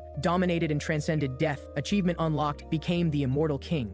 Feeling the overwhelming aura of the new Immortal King, the white-haired Holy Knight claimed there was still a chance, since this was divine ground that could suppress opponents' power. He vowed to stop that demon even at the cost of his own life. He immediately ordered everyone to charge. Watching them swarm toward him, Hans thought to himself, after all, they couldn't see the status bars. He had just acquired instant death immunity and gained the special skill Heart of Corruption. His undead trait had also evolved into Heart of the Undead, which meant he was now invincible. Hans activated Abyss Eyes first. With just a gaze, he could plunge opponents into panic and chaos, and dominate lower-tier monsters. Seeing soldiers falling one after another, the white-haired knight urgently commanded everyone not to make eye contact with the Immortal King. After opening with Abyss Eyes, Hans proceeded to step 2, reviving his undead legion. Countless bones rapidly gathered together, forming a giant undead creature, a flesh golem. With one sweep of the golem's massive hand, soldiers were knocked down in droves. Seeing the Night Order crumble so easily, Hans found it rather boring. He declared he would settle things with the church once and for all. Riesta encouraged herself internally, "Pull yourself together. If I retreat now, the entire continent will be in danger." She steeled her resolve and immediately called out to Harvey, removed the badge symbolizing her status as the Saintess,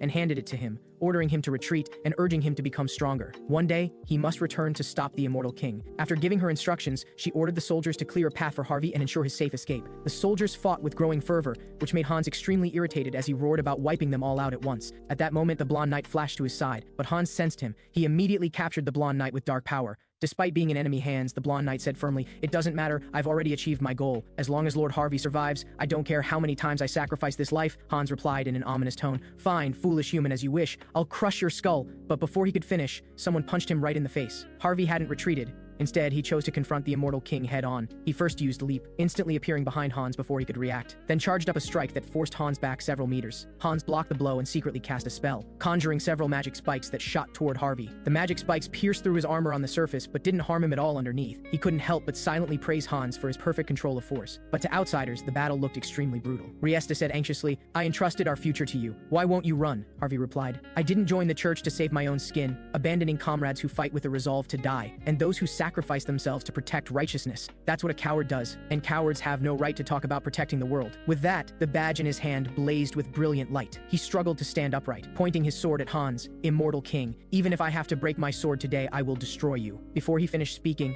the long sword in his hand suddenly burst with dazzling light. Then the system notified him that he had acquired the special skill, Light Sword, as holy text materialized along the blade. He thought to himself, perfect, time to head toward the ending. He then charged at Hans, thrusting the light sword straight into his body. On the surface, they fought to the death, but internally they were mutually praising each other's coolness. As the scene reached its climax, they unanimously decided to deliver their final lines and bid farewell to everyone. Hans looked down at the sword piercing his body and said, "Church trash, what's your name?" Harvey answered loudly, "My name is Harvey." Due to receiving a fatal attack, Hans triggered his instant death immunity skill, transforming into a wisp of black smoke as he whispered, "You dare wound me, I'll remember you." With that, he vanished from the spot. Harvey said unwillingly, "Damn it," he got away. Afterward, like any typical protagonist, he fainted at the right moment after battling the boss. His companions timely supported him, and timely made some deeply moving remarks. When he heard the blonde knight praising him as the chosen one, Harvey couldn't help but secretly smile. Having witnessed the entire self-directed performance, director Seonghyeon Han clapped his hands and said, "What a tear-jerking heroic legend." Hans, who ultimately resurrected as the Immortal King, and Harvey, who defeated Hans. A classic destined confrontation between hero and demon lord. Seonghyeon Han quickly opened the karma shop to check if the money had arrived. After some investigation, he was delighted to discover nearly 1 million in his account. Without hesitation, he chose to enhance his innate skill. The next second, the system notification sounded,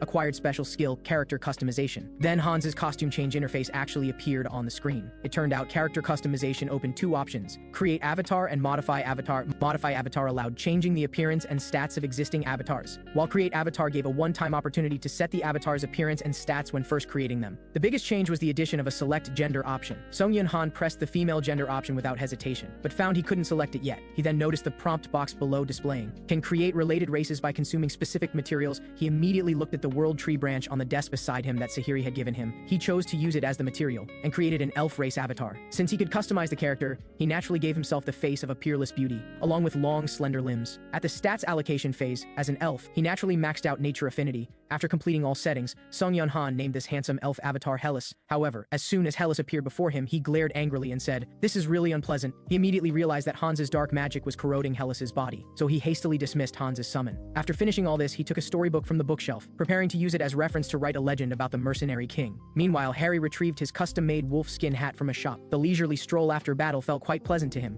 At that moment, he suddenly remembered there was a group of guys who specifically bullied outsiders at Hubert's shop, so he decided to teach them a lesson. However, as he passed by a group of drinking men, his special outfit drew mockery. One man said disdainfully, "What a disgrace to Southerners." Harry immediately called out to him. The man panicked slightly, thinking Harry was about to fight, but unexpectedly Harry asked, "Which bastard is disgracing Southerners?" The man immediately roared, "It's you!" Another brown-haired man raised a wooden club, wanting to teach Harry a lesson. He swung it at Harry, but Harry's hand was completely unharmed while the club broke instead. The man stumbled back several steps in fright. Harry examined them carefully and recognized they were Southern warriors. If he could become familiar with these guys, he could become a great Southern hero, while his other avatars would serve as the great hero's close companions. At this point, the black-haired man pointed at Harry's wolfskin hat and told him to change it, since such attire was only worn during traditional ceremonies. Harry asked naively, "Don't Southerners wear this kind of clothing anymore?" The man flew into a rage. "You bastard, I really can't stand listening to this anymore." He immediately challenged Harry to a duel, stating they would fight according to Southern tradition. Harry readily agreed while proposing an additional condition. He wanted all three to attack together. The men felt humiliated, believing Harry was trampling on their dignity. Seeing this, Harry changed the number to 2. After all, the remaining one needed to help carry the 2 he'd knocked down. The result was predictable. Except for the man with the headband, the other 2 were sent flying with 1 punch each from Harry. The man with the headband said fearfully, "You're not a Southerner! With such strength, how could you not have a warrior's mark?" Harry explained he didn't have the mark due to certain personal reasons. He then elaborated on the mercenary king legend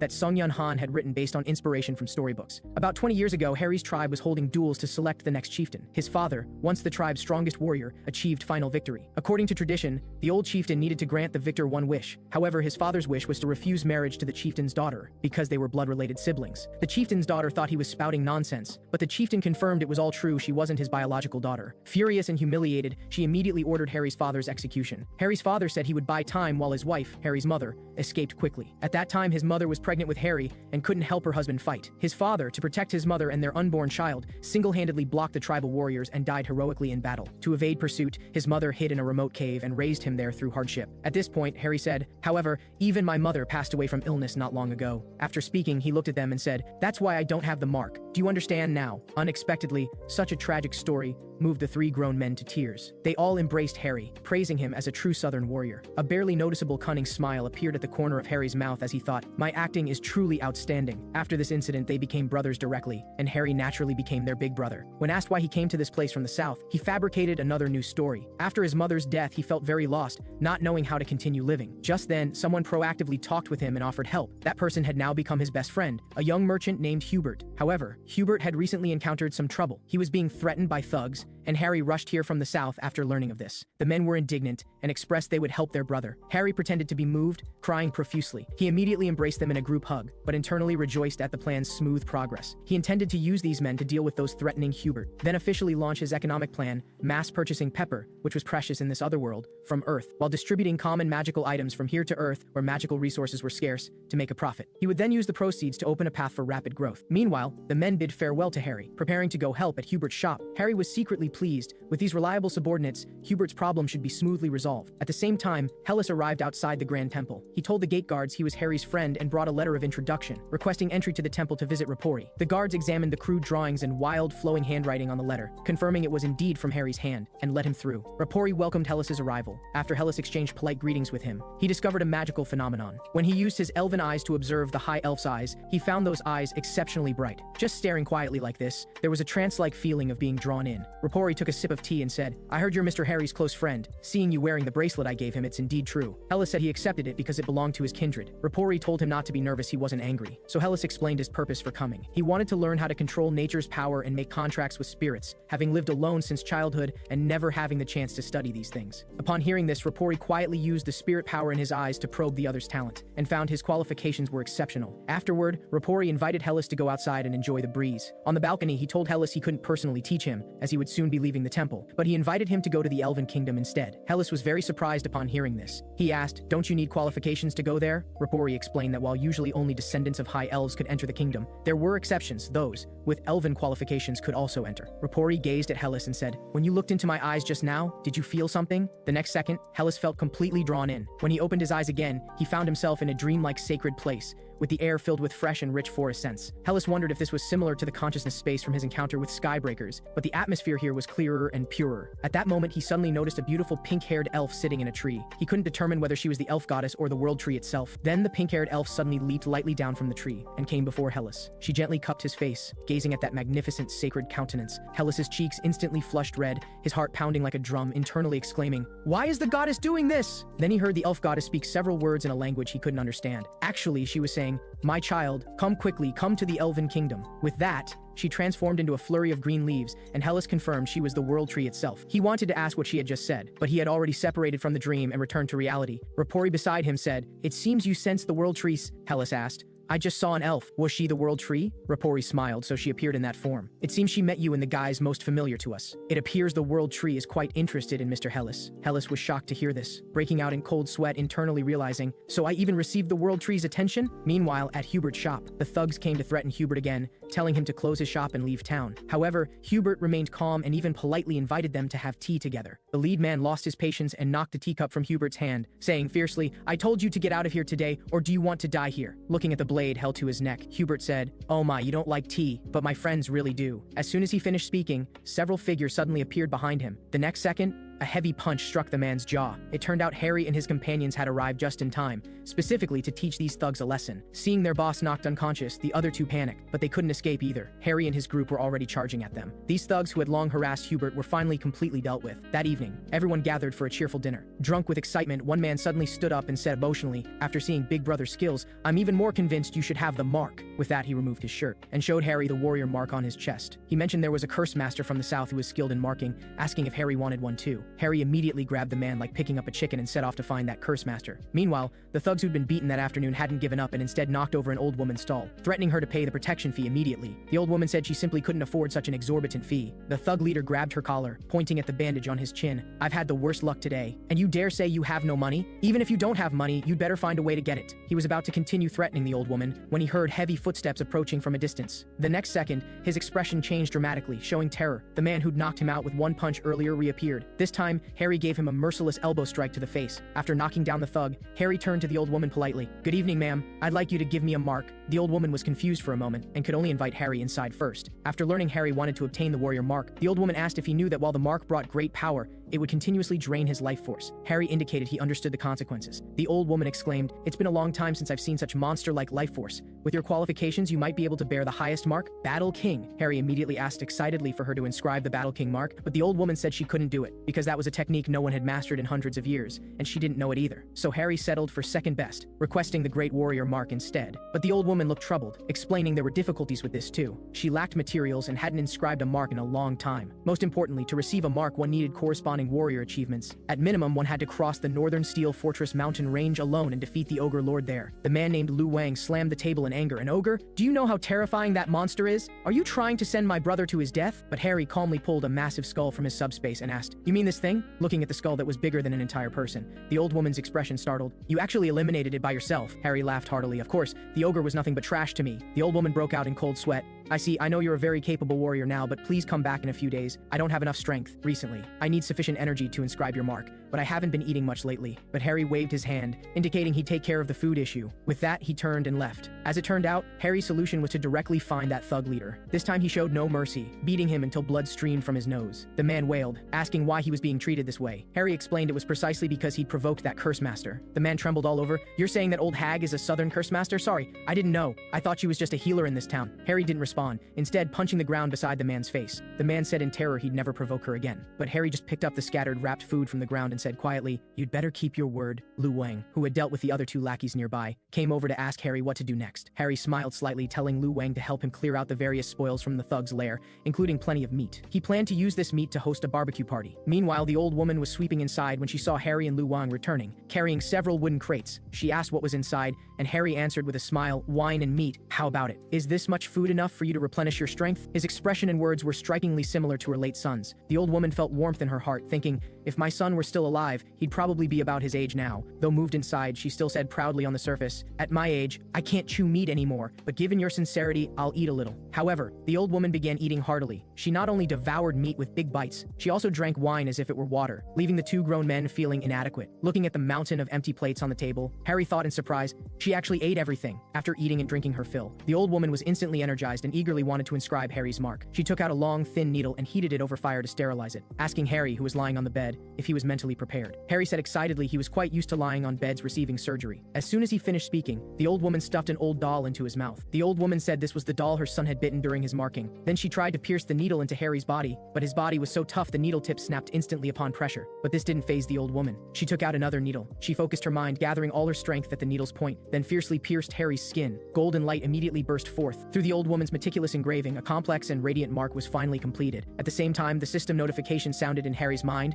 Acquired skill, Karkoth-style battle mark. Current mark, Great Warrior. Harry marveled that the mark's effect far exceeded simply enhancing his body with bio-aura. This way, even without activating flesh mutation, he could defeat ogres barehanded. It was absolutely perfect. At that moment, he noticed the old woman beside him was nearly collapsing from exhaustion. He quickly reached out to support her, asking concernedly about her condition. The old woman waved her hand, saying not to worry. She was just tired from using so much power after such a long time. Upon hearing this, Harry looked at Lu Wang with a tragic expression. "My good brother, we have a mission now. We need more meat. To continue inscribing other marks, we absolutely cannot let Grandma collapse." The old woman was dumbfounded, thinking, "Let me rest first." Meanwhile, in a temple room, Riesta was praying quietly for Harvey. At that moment, the white-haired knight Cardinal Piwen entered the room and asked softly, "Are you still praying for him? If you continue like this, your body won't hold up. Rest first, then continue." Riesta still looked worried, but I can't stop worrying. I still can't forget his heroic figure when he confronted the Immortal King, never retreating until the very last moment. Piwen smiled slightly. Indeed, that figure was like witnessing the birth of a new hero. Upon hearing this, worship appeared on Riesta's face as she thought, "Is Sir Harvey the new hero?" At that moment, Harvey suddenly woke up and sat up, saying, "Cardinal,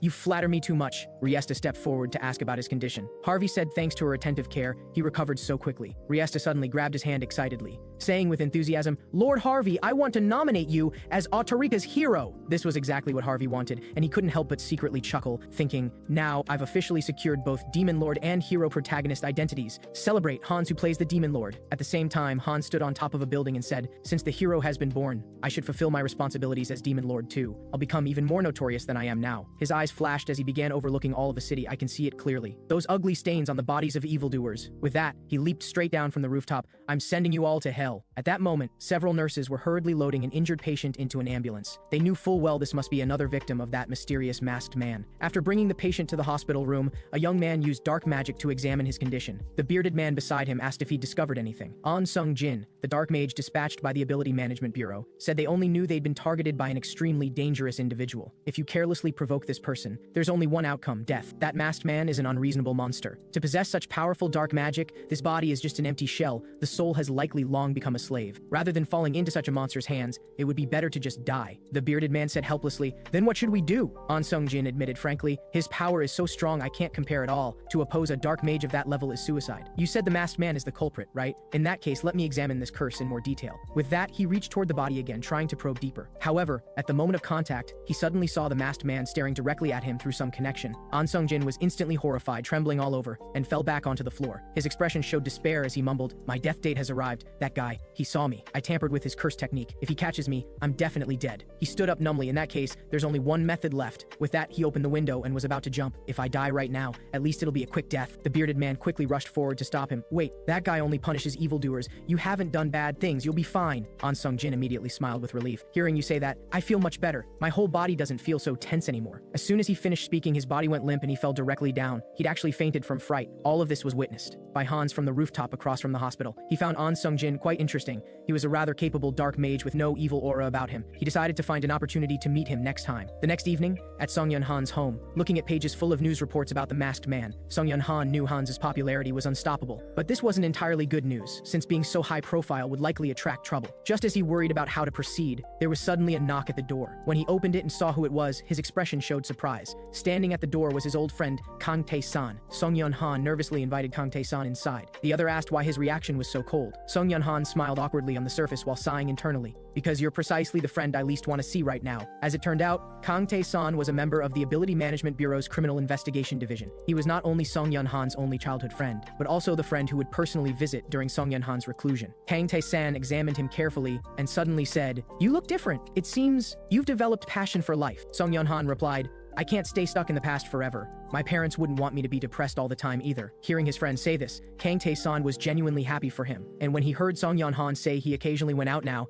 Kang Tae-san showed a surprised expression. Seonghyeon Han added, "Thank you for always making special trips to keep me company during my hardest times." Kang Tae-san paused, then said seriously, "Seeing your state today, I think I can tell you about this now. You know why I joined the Criminal Investigation Division, right?" Seonghyeon Han knew Kang Tae-san regarded his parents as family, which was why he decided to join the Investigation Division after their deaths. Kang Tae-san explained that while the incident was classified as an Awakener terrorist attack, it was actually done by Skybreakers. Because those people operated extremely meticulously, no trace of them had been found yet, but the masked man's appearance provided new leads. Upon hearing this, Seonghyeon Han thought, I actually provided clues to the Ability Management Bureau. Was I too high profile? After speaking, Kang Tae-san said he'd notify Seonghyeon Han immediately when there was new information. Seonghyeon Han probed in response, "Since the masked man has been so helpful, why is the Ability Management Bureau still trying to catch him?" Kang Tae-san said angrily, "That's exactly what frustrates me. Why arrest someone so capable? Why not just leave him alone?" Seonghyeon Han agreed with him. Internally relieved, fortunately Tae-san is well disposed toward the masked man. During their chat, Kang Tae-san casually flipped through Seonghyeon Han's novel, then advised him to give up being an author, because he thought stories